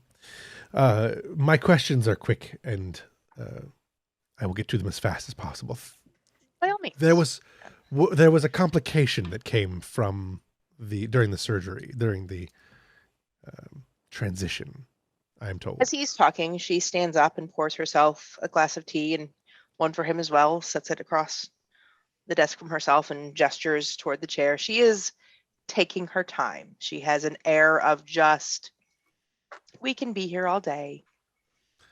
No real rush. Not aggressively so, but clearly trying to counterbalance this haste and show that I'm not going to be pushed.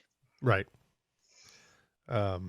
You get the distinct impression that he this is something he expected. So, also that he kind of disdains your coffee, your beverage. Yeah. Does not drink it. Does not pick it up. Just leaves it there. But he does sit. So I'm informed there was some complications during the procedure. Indeed. I am not certain I am quite certain that you have not had the opportunity to read the records in depth. Not yet. When Jorad was injured, he was brought back to the sick bay. In fact, he and I were both transported back to the sick bay as time was of the essence. He had sustained an irreparable amount of radiation damage. The Hage symbiote had sustained a significant amount as well, but if we acted quickly, could be saved. I, with my unique skill set, was able to communicate with Jorad to find out both the best course of action as would be deemed by the Trill Council Commission, and what Jorad himself wanted. And those actions were in alignment with one another. Jorad instructed me to call his wife, who works for the council, as I'm certain you know. And with both his instruction and hers, I was looking to see, I don't have the wife's name written down. We Kane. were able to, what's that? The name is Kane. One more time, sorry. Kane? Kane. With both Jorad and Kane's instruction, I was able to extract the symbiote, administer what care I could outside of a host, but it became very apparent very quickly that in order to preserve it, it was going to have to be placed in a host. The nearest non-joined Trill was 2 weeks away. We had 3 days. Both Starfleet and Jorad and myself thought it best to take the emergency measures that we did instead of letting such a crucial and important resource of Trill history die. Appreciated. Allow me to ask you some additional questions about the mental state of the new host prior to and post. By all means. Describe Ensign Chirka's mental capacities prior to joining. Ensign Chirka was, and in some ways still is, young. She is eager. She works incredibly hard and is very intelligent. She is flexible and dedicated. She has an immense thirst for knowledge and improvement. She has taken what was thought to be, well, what really is a monumental achievement in ships and made it better in a myriad of ways. Mostly of her own doing, with permissions, of course, but she takes a great deal of initiative. I see. So she is somewhat ambitious then. Incredibly so. I see.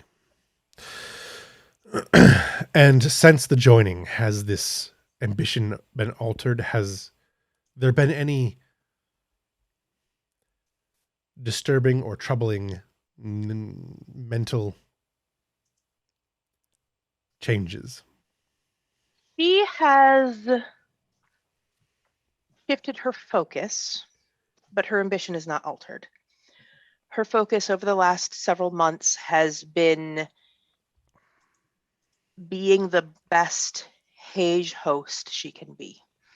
She has been in contact consistently with the commission. She has been diligent in doing her joining exercises. She and I are scheduled to meet weekly, both for physical examination and as the CMO with no counselors aboard. I am the resident counselor as well. So we are also managing her mental health, which again, being a betazoid, I have an advantage. As I said, we are scheduled to meet weekly. She frequently comes in daily. I see. I was going to ask what you meant by scheduled. Yes, She has been then compliant with your requirements. indeed. Mine and the council's commissions. I see. There's a problem with my cameras, but that's all right. I fixed it. So you would say that she is acclimating well. She is. For having not been a candidate and not having gone through the very rigorous training that Jorad has described to me, I think she is adjusting better than anyone could have hoped. I appreciate your time, Doctor. I will review the medical records. I suspect that I assume that all are here and complete. There is no pending PCR reports to be, that's redundant, PCRs to be submitted. No, I finished our report from this morning about an hour ago. Excellent. I like that I can use the term PCR and you get it. Very well, Doctor. I will spend some time going over the information that I have. Could you save me some effort and assign me some quarters to be aboard ship while I am reviewing this? I could easily just go return to the station, but this might make things faster. No, I do understand for convenience sake. I will clear it with the captain, and should he have no issues with it, I am happy to find you a spare room. Thank you. I appreciate your time, Doctor. You're quite welcome. Commander. Yes. All right. Thank you, Commissioner. He departs. Who else has got a scene? We're going to leave him off the table for a little while. We could jump to the date if we want to do that. The date. Would also love to see Wellum Eorin Teos appear. Telos. If you The doctor, yes. Or our Tellarite, who Yeah. we don't have a picture of because I forgot to mention he wasn't on there earlier, but we definitely could. Yeah, he hasn't beamed up yet, as far as Tong's concerned. Yeah, we could do that. We'll just worry about photo stuff later for that. Commander. All right, so Tong, you are in. You had said you were kind of getting off duty now, but I assume that Tong is making a special exception to go meet this Tellarite coming in because Tong appears to have a penchant for wanting to meet everyone who comes aboard first time. It's a sort of a thing, the unofficial welcome wagon of the ship. So Tong, you are there, and up beams Tellarite. Go ahead and have your moment. Oh, Chief. Hello, Chief. That is exciting. Chief Willem Lauren Telos. Good to meet you. I am Lieutenant Tong. Nice Excellent to to have meet you you, aboard. sir. It's Oh, right. wonderful to be here. Yes, it is. You're a new doctor. Are you a doctor?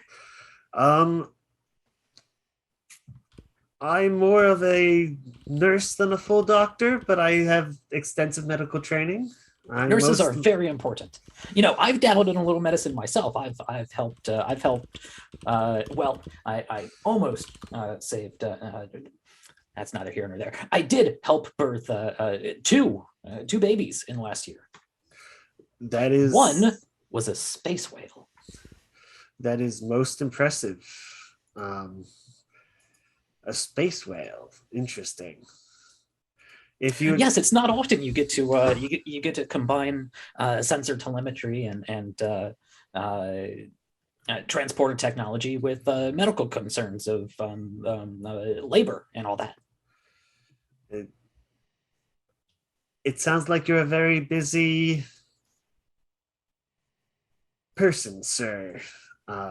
If you'll excuse me, however. Oh, right. You should probably go see the doctor / XO. Great lady. I'm getting everybody together, all the new people for a tour and perhaps a game of Tongo later. I'm sure you'd fit right in. I see. Perhaps. I honestly just look forward to seeing Dr. Onet again. Oh, again, do you know her? Know me? Do I know you? We had Crap, decided we did I met forget a during the thing? war. Oh yeah. As you know, field Yeah, as no, medics that working. makes sense. I met her during the war. Oh, right. Well, that thank you for your service, sir, Chief. Thank you for your service, Chief. Yes. No problem. We all work together. Yes. Have you met the captain, the new captain? I do not remember. I need to load up my actual note for that one. Captain Ronnie Ambrose, a war hero from what I've heard. Ambrose, I definitely. I do not have my note up, and I wonder where that went to. Yes, I'm not sure if we ever met, but I definitely know. I have definitely heard of him. His case was very unique. Well, I wouldn't know about any of that, Chief. Well, thank you, Lieutenant, sir. Don't let me keep you. And he's going to try and just book it for the door before. Oh, right. 1,800 hours, Tongo. Fraternizing with the officers. I don't know. Yeah, not necessarily. Or probably closer to like 2,200 hours. All right, with that, let's go ahead and do the date, and then we can come back to have the chief meet with the doctor. That might be an interesting few moments. So the date here is Define. Where'd I go with this? Define and Gisa, correct? Yep. Where are you headed? The Forward Lounge. All right. First time in season 2 we've seen the Forward Lounge. Let's do that. Go ahead. So to set the tone, Jesus probably been maybe not necessarily avoiding Define, but definitely sort of pushing this off. And Define's probably had to like corner her and be like, "We're going to dinner" or something. Sure. Do we want that to have happened before this, or do you want to play that out? Oh, that was set up before. Okay. Yeah. Okay. Yeah, that's just tone setting. Yeah. Establishment. So Delphine will get him a table near the window, and she's gonna give Jisa a small glare, and she's like, "I can't help but get the feeling you've been trying to avoid this."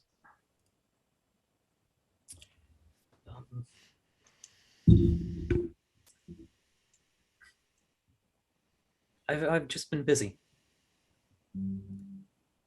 You said it yourself. You're not exactly flying combat missions.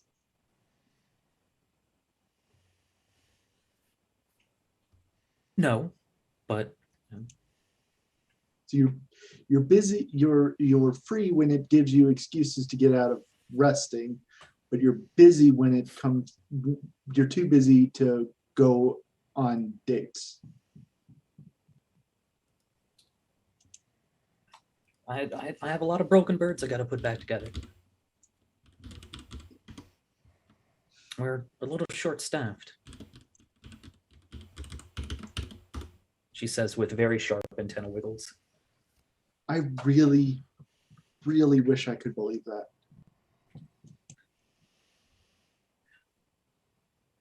She sort of waves over to the bar and just holds up 3 fingers. Okay. At this point, she has like a regular drink. Yeah. I don't know about Delphine, but Yeah, Delphine will have a drink, and she'll mutter, "The new bartender is terrible. Sure, the last one was a Romulan spy, but at least he knew how to make a mean martini." right, I knew there Break was 'em something out. weird with him. Don't tempt Koba. Um, maybe you could go down to Earth.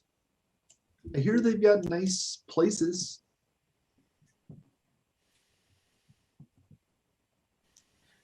Maybe we It's a little warm. not every place. There's this place called Alaska. It's supposed to be pretty cold.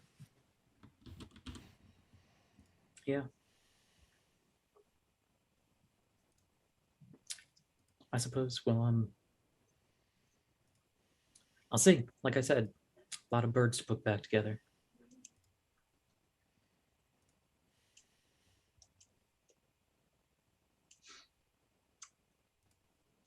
She said,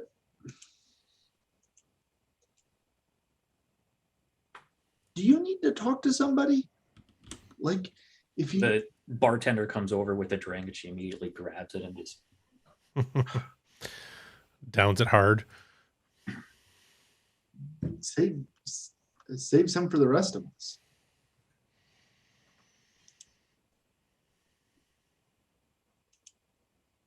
we're here All for right. drinks, aren't we?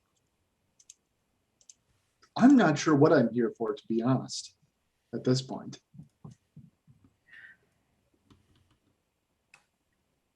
She rubs her brow with even more antenna wiggles.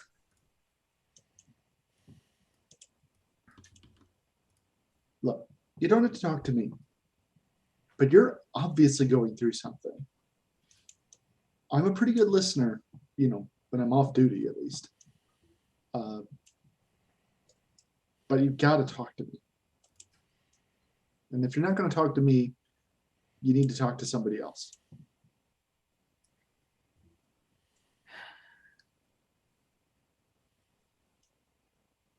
You know, when you're out there, you and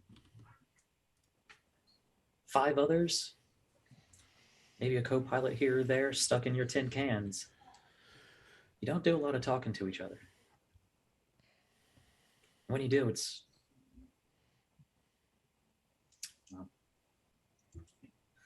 takes another long swig.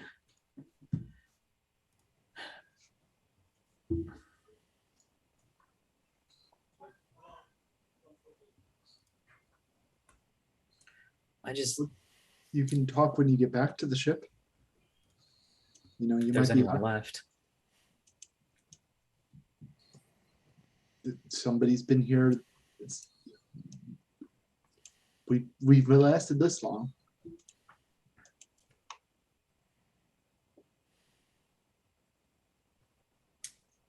She waves another drink over.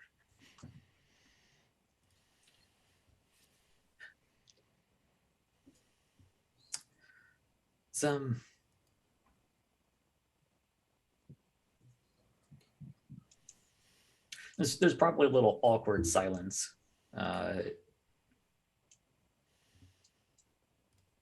Until another drink is brought over and she again takes a long swig.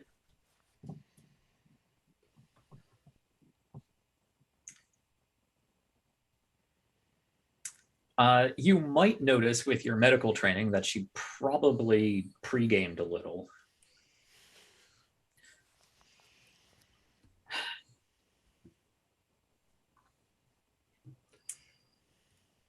I think she's gonna.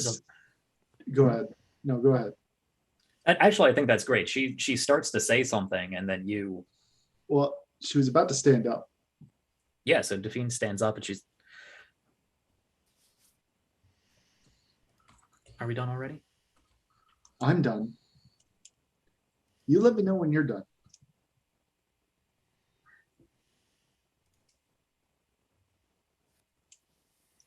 Sit down. She'll sit down. It looks worse if I drink alone.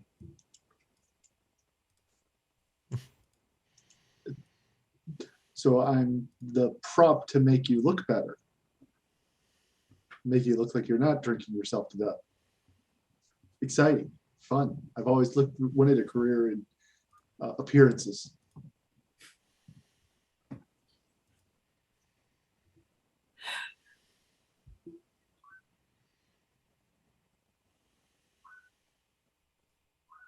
You know, you'd make a pretty damn good Endorian. And you'd make a terrible Denobulan. Yeah, probably. But that's why I like you.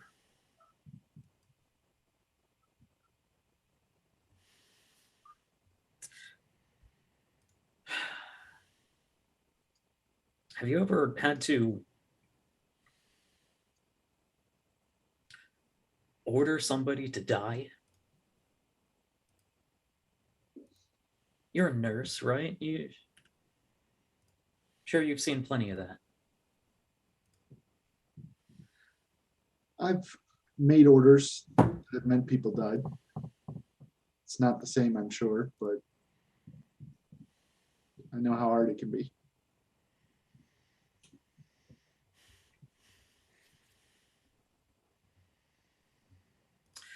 I've flown a lot of dangerous missions in the wars. Hell, on this own deployment. Let me ask you something. What do you think would happen if you didn't fly those missions? If you took a break?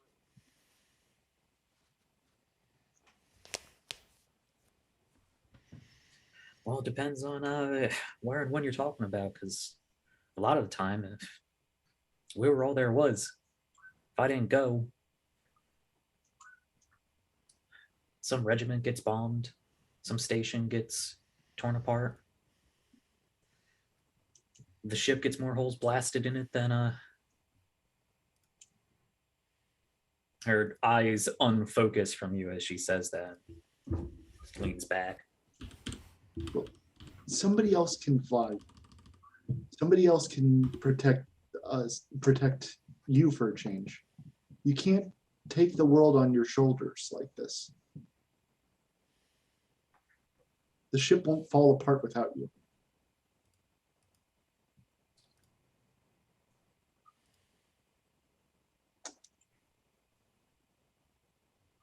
I don't know if you could say the same to Lieutenant Rositano or Lieutenant Biggs. This ship is held together because they took a blast that this ship didn't.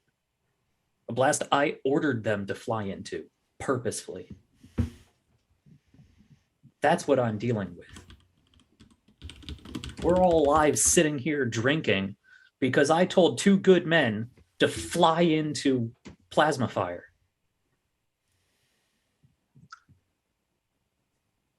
And the ship, and nobody doubts that was something you had to do. You did your duty. Nobody is saying you didn't.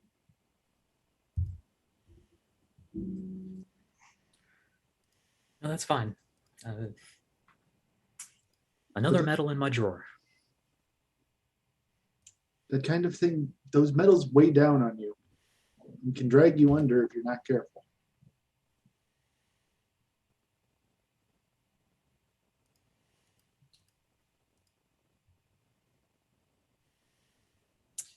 I'm just down a few drinking buddies. I'm glad you're here. Well, we'll just have to drink one for them. She waves over for 2 more drinks. Why don't you tell me about them? That is probably a good place to stop. That's a good point for the camera to pull back as the 2 drinks come over and she hands one over and she starts talking about these people. Sure. Yeah. All right. Give me 1 second here. Trying to futz with some stuff. Who's got a next thing? Next scene. Who's got what? I think I'm just about out. I've done with pretty much. I'm done of pretty much everything. Yeah, Right. I think so. For as late as we're getting into the night, I don't think I have anything significant other than meeting the new combat medic. Yep. That was all Okay. I could think of offhand, as well as meeting the doctor for now. All right. I will check with Ambrose to make sure it's cool to give Commissioner Jackwagon a room, but we don't need to do that on screen. That's that's fine. easily cleared. I will do one more before we get into that. We could probably just actually skip the doctor meeting the medic unless you guys really want to do that one. No, it's all right for now. Unless Let's go ahead and do the commissioner and Elizabeth. Okay. If I can find where Elizabeth is. There we go. So Elizabeth, you are invited by the commissioner, who you have probably heard is on board, to rendezvous. We probably with- should have briefed her before this. I'm Can certain we that she's. retcon and brief her? I am certain she's aware that he's on board. Yes. Yes, but Yazabeth needs media coaching. I think they probably would have told you not to coach her. I think that actually comes down to Desavi, because Ambrose made a decision not to inform her any more than I'm sure she already was.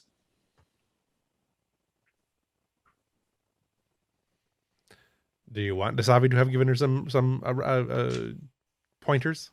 I think she would have. As slimy as this guy is, and clearly looking for like anything he can get his hands on, Desavi would have pulled Yesbeth aside. Is there anything? Do we want to do that off screen, or do we want to do that on screen? Let's do it on screen. Okay. All right. So I heard you've been talking with the commissioner. Yes, that is why I called you here. As you are clearly aware, Commissioner Filosig is here. He is assessing. She barely contains an eye roll. Your current situation. I will not tell you to be dishonest, but I will tell you to answer his questions and only the questions he asks. He seems very much like he seems like he's made up his mind and really is just looking for any scrap of evidence he can get to justify the decision he's already made. And I mean this with all due respect, Yazabeth. You talk a lot. Rein that in. Pull Okay. on your inner Jorad. Be the diplomat that he is. Okay. Yeah, that's a good idea. I can approach it like Jorad would have. He's just a big clock, really.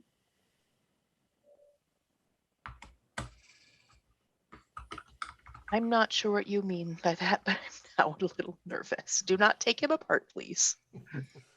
I meant that metaphorically. Okay. As I said, I absolutely will not encourage you to be dishonest. I think you should be honest with him.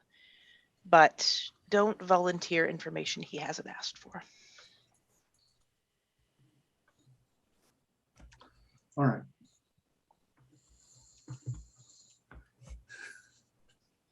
You've done well. She starts to get up out of her chair. As Yezwa starts to get out of her chair. And I know, as we talked about this morning, you don't always think that. You are very good at finding your flaws and picking them apart. Given the challenge of the Europa, the challenge of being a new ensign, and this additional challenge of being joined when it was not something you anticipated or strove for, you have done exceedingly well. And Jorad will know, even if you doubt me, that I don't pay lip service. That's true. Yeah. If I couldn't do this, you would tell me. Certainty. All right. Don't talk too much. Be diplomatic. And you think I can do this? Absolutely. Thanks to Savi. I mean, You're very welcome, my dear. Dr. O'Neill. We are speaking informally. Right. Go on, I'm certain he's waiting. Yes. We'll see. Thanks. You're very welcome. She'll go talk to him. All right. You're invited by him to meet with him in the officers' lounge. There are a few other people in there, but mostly just random other crew members. He sits off to the side, and as soon as you enter, he stands and gestures to you. You're still an ensign, right? Yeah. Ensign Hage, please join me over here. As you approach, is there anything I can get you to drink? No, I think I'm good. I used to drink Saurian sarsaparilla, but I've kind of lost the taste for it, since the joining. I see. Well, as you can imagine, this meeting is indeed about that joining. I am Commissioner Philosig, and I am here to, for lack of a better term, evaluate your joining. I imagine that Hage is familiar with this sort of procedure. Yeah, I've been drawing upon what he said about what he did, when he joined, the Ziental exercises, the mind-body reincorporation exercises. I mean, it's all there. I just, need to access it. Of course. Can you tell me what your first reaction was when you were told that you were going to need to take on the symbiote? To be honest, I didn't want it. I'd never applied for.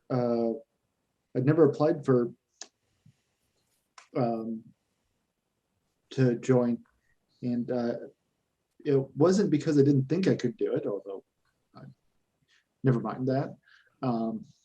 It was more because I didn't think I didn't want somebody else running co-pilot. You know? Of course, it can be quite disconcerting to have several lifetimes thrust upon you all at once. There are only a limited number of symbiotes, and not that many people actually get a chance to have them. It's an honor to. Oh, absolutely. I didn't mean to imply anything otherwise. I'm very honored to have been chosen by the H symbiote.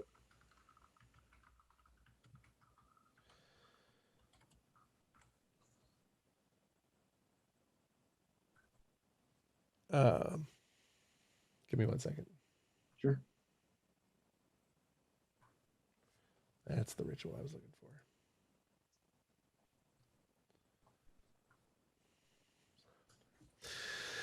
for.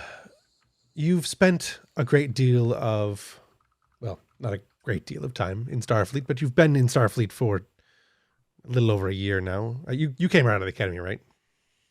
Yeah. She took a correspondence course with the academy, so she attended, but it was not on Earth. I gotcha. You've spent some time in Starfleet, but you did not go through the same rigors as other candidates for Starfleet Academy. How do you reconcile the fact that you are now associated so heavily with a captain's memories, having never actually been through the academy, never been to Earth, never been through the rigors, the trials and tribulations of the academy, as it were? What has prepared you for this moment of conjoinment? Well, I suppose the only thing that's prepared me was being here with this crew. The Europa has, I don't know if you've read the logs, but we've been through some crazy things. And seeing the captain, even before that, was, I felt like I knew what the H symbiote was. It made me nervous on occasion. You know, he was the captain after all, but I do feel like I understood him, as any crew member understands their captain.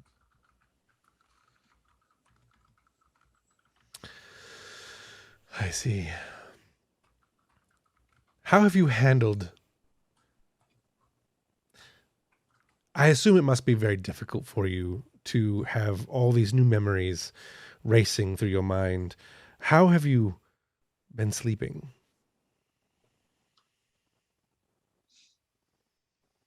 Well, I've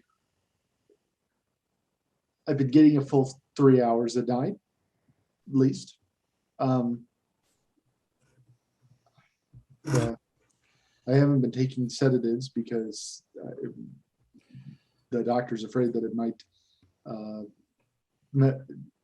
disrupt the joining physiology. But every night it's getting better. It was a rough go there at first, but it's getting there.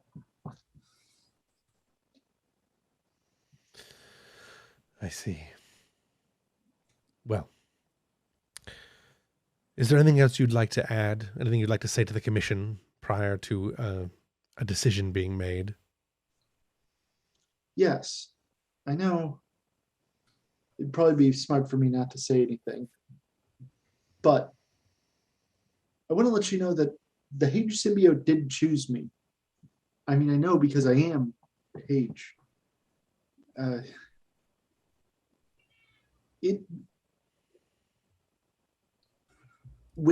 Before I joined, I didn't want to be joined, But as soon as the Hage symbiote became a part of me, I knew that we were better together. And that I'm not better now, but I feel more together now.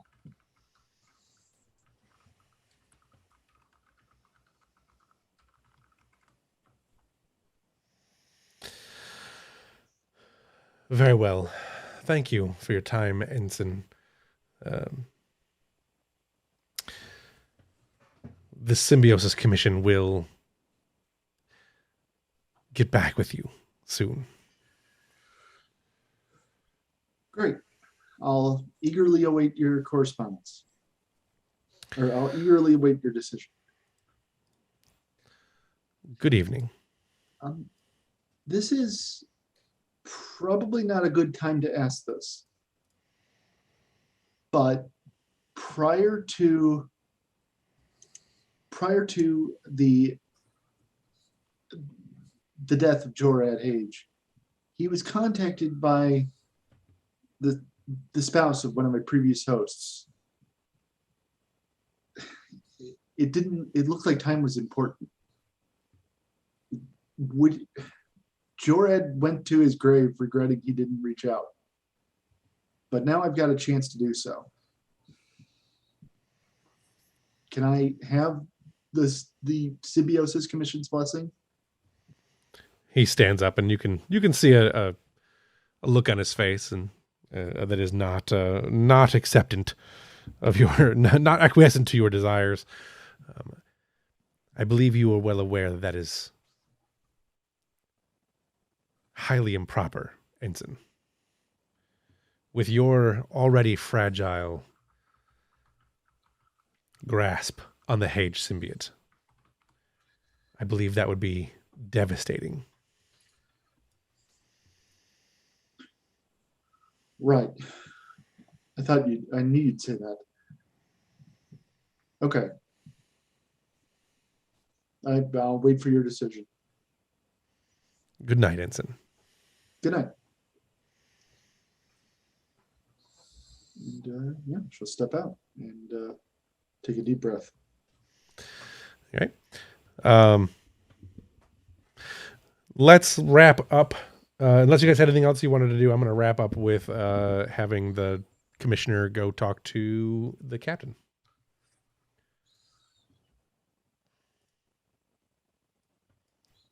No? All right. I got nothing. Oh, cool. Yep. No, I'm good. All right. So the commissioner contacts Ambrose, and it requests a meeting. I assume you're not going to deny him the meeting. Yeah. He arrives in your ready room. If I can figure out where it was. There it is. There, ready room. Thank you for meeting with me again, Commander Ambrose, or Captain Ambrose. My apologies.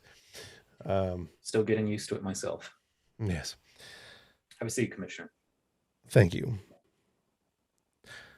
It is my finding, I'll get right to the point, that Ensign Yezebeth Chirka Hage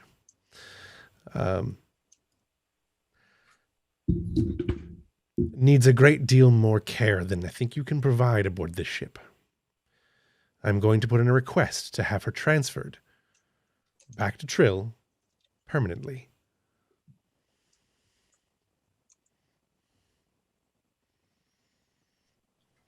There she can seek the proper help necessary to have the Hage symbiote cared for properly.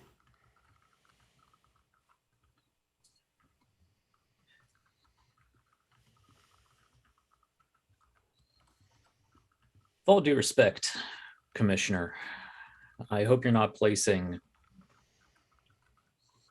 an overabundance of preference on the symbiote over the young woman and fine Starfleet officer that is also in this situation.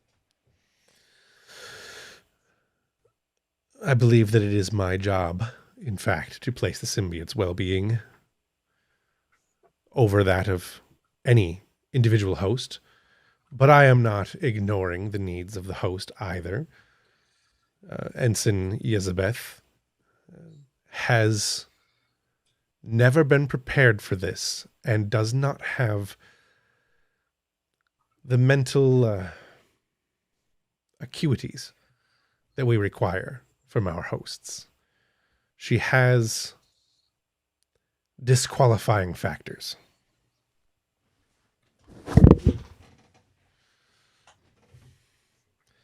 We cannot remove the symbiote. That would be cruel. But we can provide an environment of nurturing and support at one of our many sanitariums.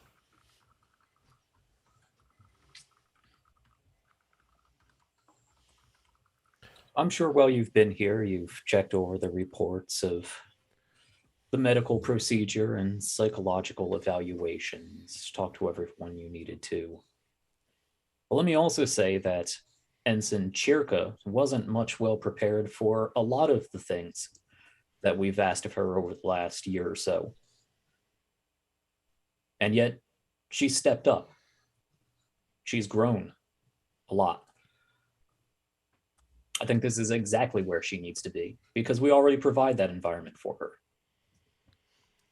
I take it then, Captain, that you will be contesting my recommendation, Starfleet.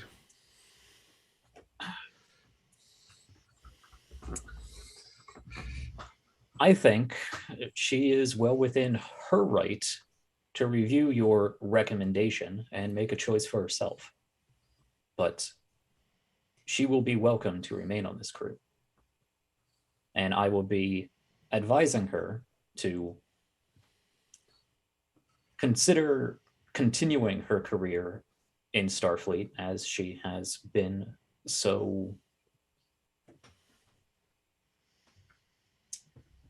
well-to-do already.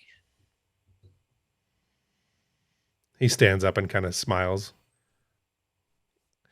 Thank you for your candor, Captain. You definitely get the impression that he wants you to fight this. Like he wants this moment. Not this moment, but the moment that will come from this this action. If you'll excuse me, Captain, I'm going to make my recommendation, and I suspect we'll see you again. Of course, Commissioner. You and the Commission are always welcome in Starfleet. He nods and leaves the room. And that is all I have. If anybody wants anything else they want to do, now is the time. Otherwise, we can go ahead and end the session. He stood up to have him walk out the door, and will immediately sit back hard and swivel on the chair again and just stare out into the stars and shake his head. Right. That's a good place to end it right there. Let's do a wrap up. What moment stands out most to you this evening? There were so many good ones. That part with all of it. Yeah. The whole bit. It was a good start to the season. No. I am so glad to be back. I liked how we didn't roll at all. We didn't roll at all. Yeah. We didn't really have any major plot points. I mean, the Commissioner is sort of a major plot point, but it's still all very like interpersonal ship relations, and it's great. Right. I'll say one thing that stood out for me is I really liked the scene we had with Danielle and Kendall going down the hallway. I thought they had a lot of interplay, and I want to see more of them in the future. I particularly liked seeing the first of hopefully many butting heads between Mills and Koba in the armory. That was good. Oh, no portable proton, phaser, whatever the fuck. No. I love that. I love that Danielle's on Koba's side. It's going to be delightful. That's right. I like that we got to extra. see. I like that we got to see the SSH come on again. Yeah. We hadn't seen the SSH in a while. And That was 100% no preparation improv. I need more advanced warning so I can channel my my Robert Picardo. It was great. We need more of that. Yeah, we do. I want to see more SSH, but it's a vibe I need to get into. I'm curious as to what he says when he first appears. Like, the doctor is please have the nature of the medical emergency. I'm trying to come. I thought I came up with something, and I think I said it the first time, but it's been. I think you did. Yeah. What is the nature of your logistical emergency? Right. Yeah. What do you want? All right. So, who best embodied their character tonight, in your opinion? I mean, obviously, everyone did an excellent job. Jack and Tong, I think. Yeah, I gotta say, Tong was amazing. I love Tong. I don't want to toot my own horn. I'm really not. I'm tooting Tong, but I love playing Tong. We gotta do another Tongo game. This time, getting Nick in on it. I was considering suggesting we end this episode with a Tongo game, but I didn't want to override the poignancy of what just happened. No, I think ending where we did was good. Yeah, I think it's, but we definitely need to at some point for sure. Yeah. I also really liked the scene between.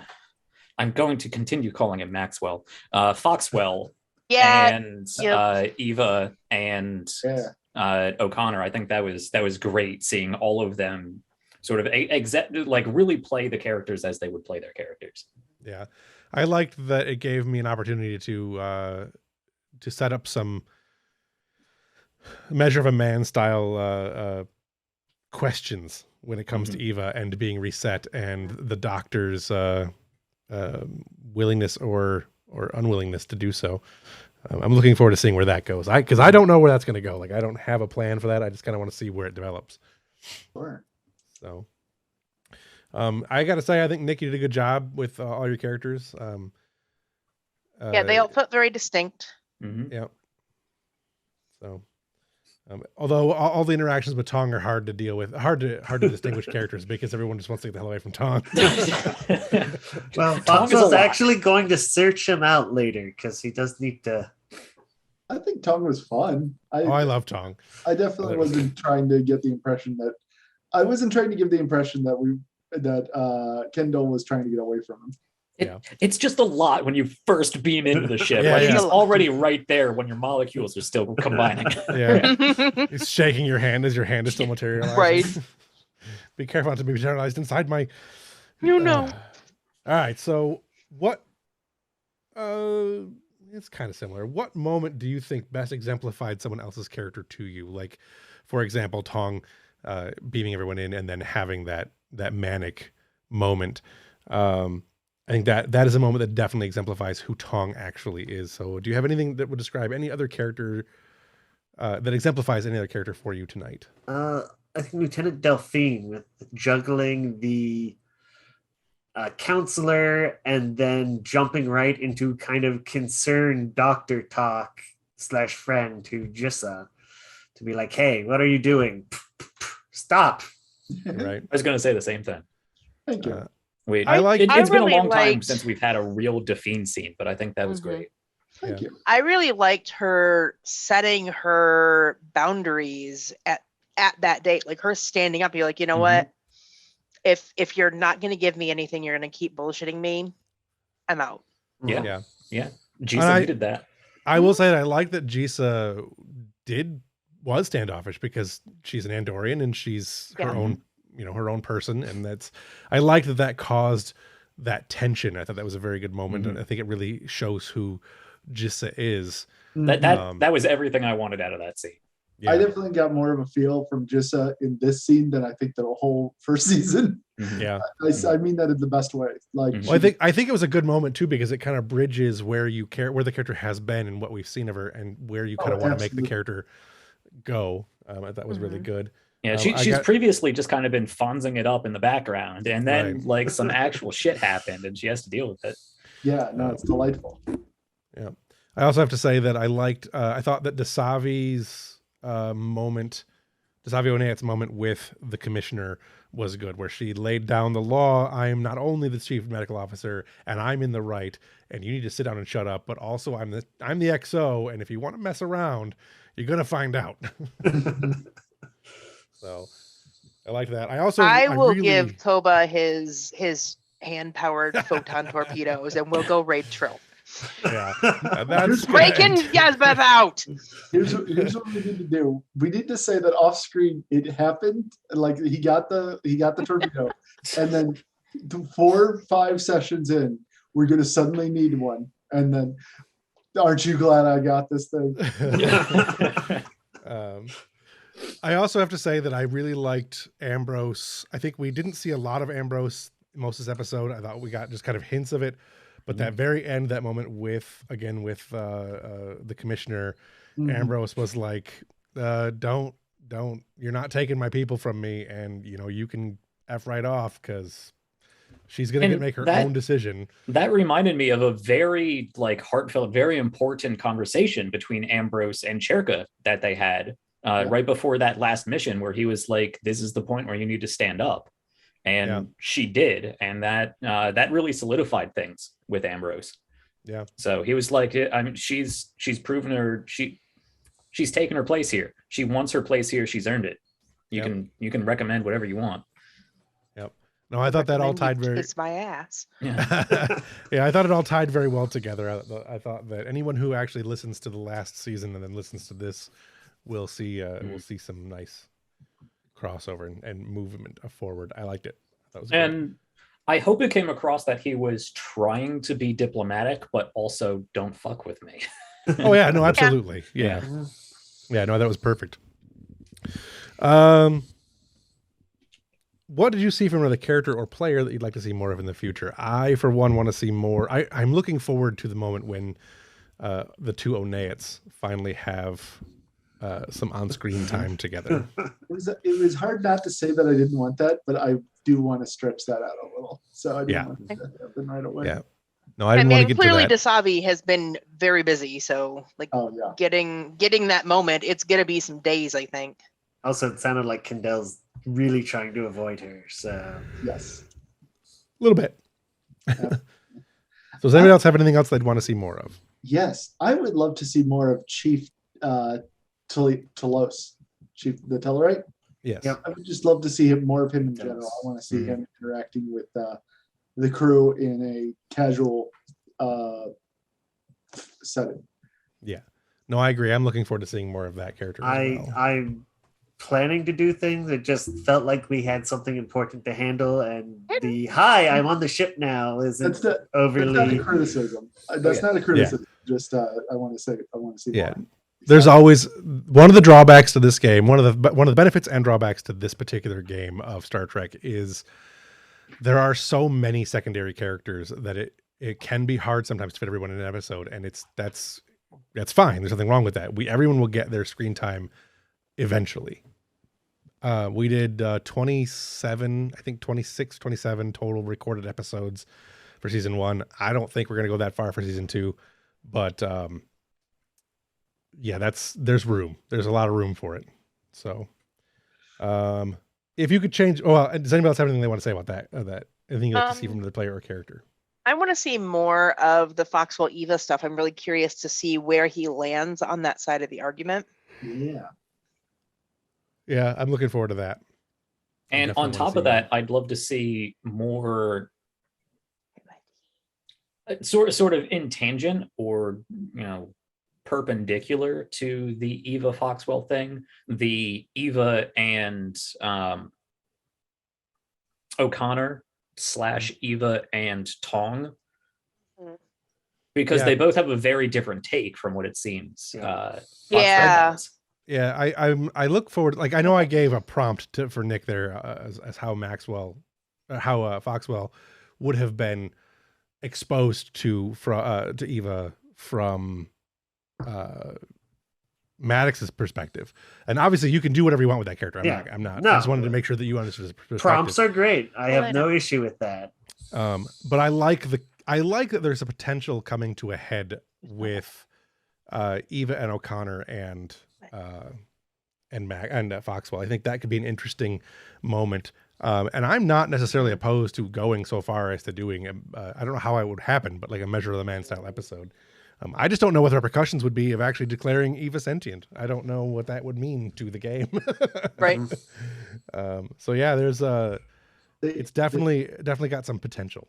I know nobody else here watches Discovery, but they literally just had an episode that was literally all of this. Yeah.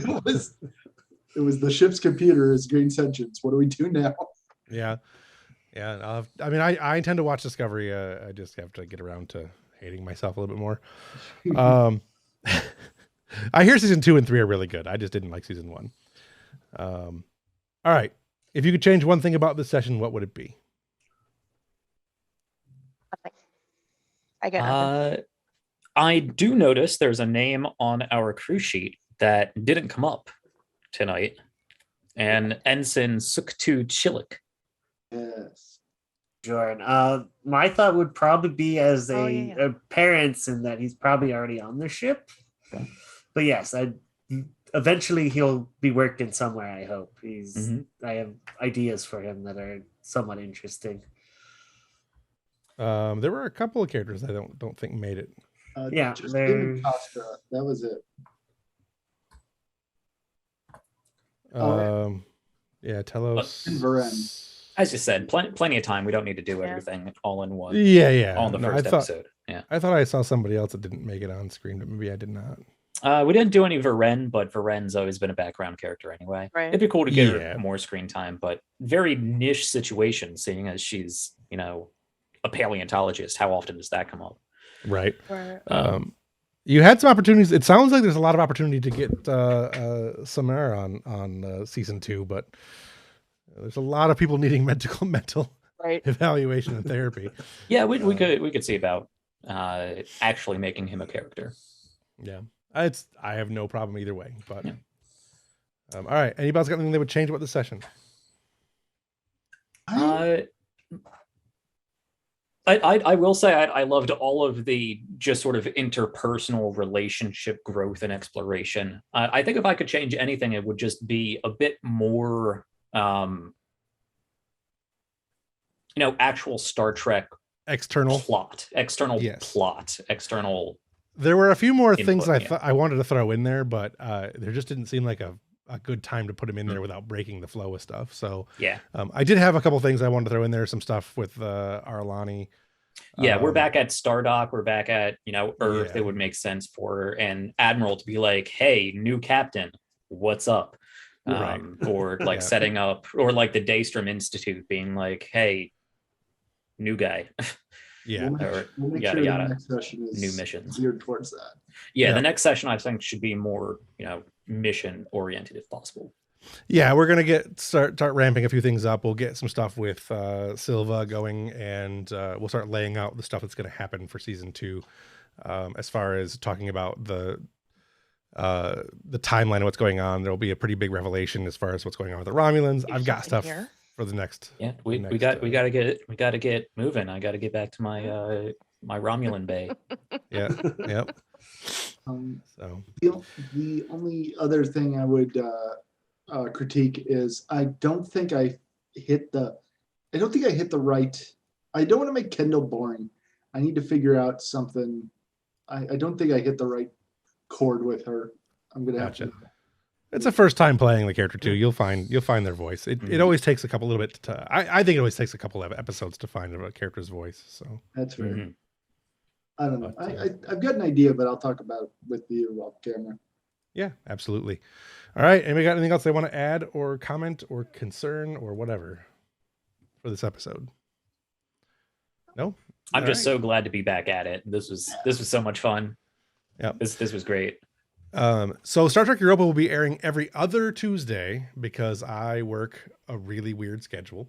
So our next event, our next scheduled appearance will be I Lost My Phone, but in 2 weeks from time. In 2 weeks from time. January 2 weeks from 18th. time. So that'll be January It's 18th. the 18th. So 6:30ish. I think we're aiming for 6:30 as a start time. That way I have time to get on at 6 and make sure technology works because it never does. Yeah, I don't have anything else. I hope you enjoyed this episode. I want to thank everybody who is on. I want to make sure that you know that you can find us on all the podcast locations, anywhere you'd want to find us, anywhere fine podcasts are given away free, including iHeartRadio. We're also on Pandora and Audible. Apple, Google, Audible. everything. We're everywhere you want to be. You can check out this. The raw episodes will be available on Patreon after they go down off of Twitch, and then the edited episodes will be up. I'm going to be doing editing this week at Friday, so they should be up Saturday. I'm trying to get the rest of the episodes up from last season on YouTube, but I did have a massive hard drive failure and lost a whole bunch of stuff. Oh. I have the uncut episodes, but I have to go back and re-edit them. The nice thing about it is I upload everything to YouTube right away so that I have a backup of something if I need it. But yeah, I was doing editing videos for Continuing Missions. They're doing the Continuing Conversations podcast currently with Jim Johnson, one of the creators, one of the project directors for Star Trek, and Michael Dismuke, who is one of the content creators for Continuing Missions. I'm editing their show as well. So when I was doing that, I lost a bunch of their stuff and a bunch of my stuff, and I managed to save everything, but it was I lost all the edits and had to do them all over again. Other than that, you can find me. I'll have a link in the link tree. I'll have my link tree down below. Check us out there. You can join both the Star Trek Starfleet Command Discord server if you want to. You can also join my Studio Tembo Discord server, which will have all the stuff specifically for this show. I no longer have this show on the Star Trek continuing Starfleet Command Discord server. I separated everything so that it's project based and oriented, and so I'm not spamming that server anymore. Other than that, follow me on Twitch, TikTok, YouTube, all the places. Follow Jack on all the places. People's Ascension. I'd say follow everybody else, but no one. Oh, you can follow Caffeinatrix on TikTok. She's on. Follow me on TikTok. I do stuff. Do stuff. Yeah, nobody else is on stuff, so don't follow them. They don't want to be followed. It gets weird. Don't follow them. That's illegal. Yeah, they get restraining orders on you, and it's not a good thing. So, I have nothing else. If anybody else wants to say anything before we go out, now's the time. Negative. All right. So long, and Night, thanks for all the everybody. fish. Bye.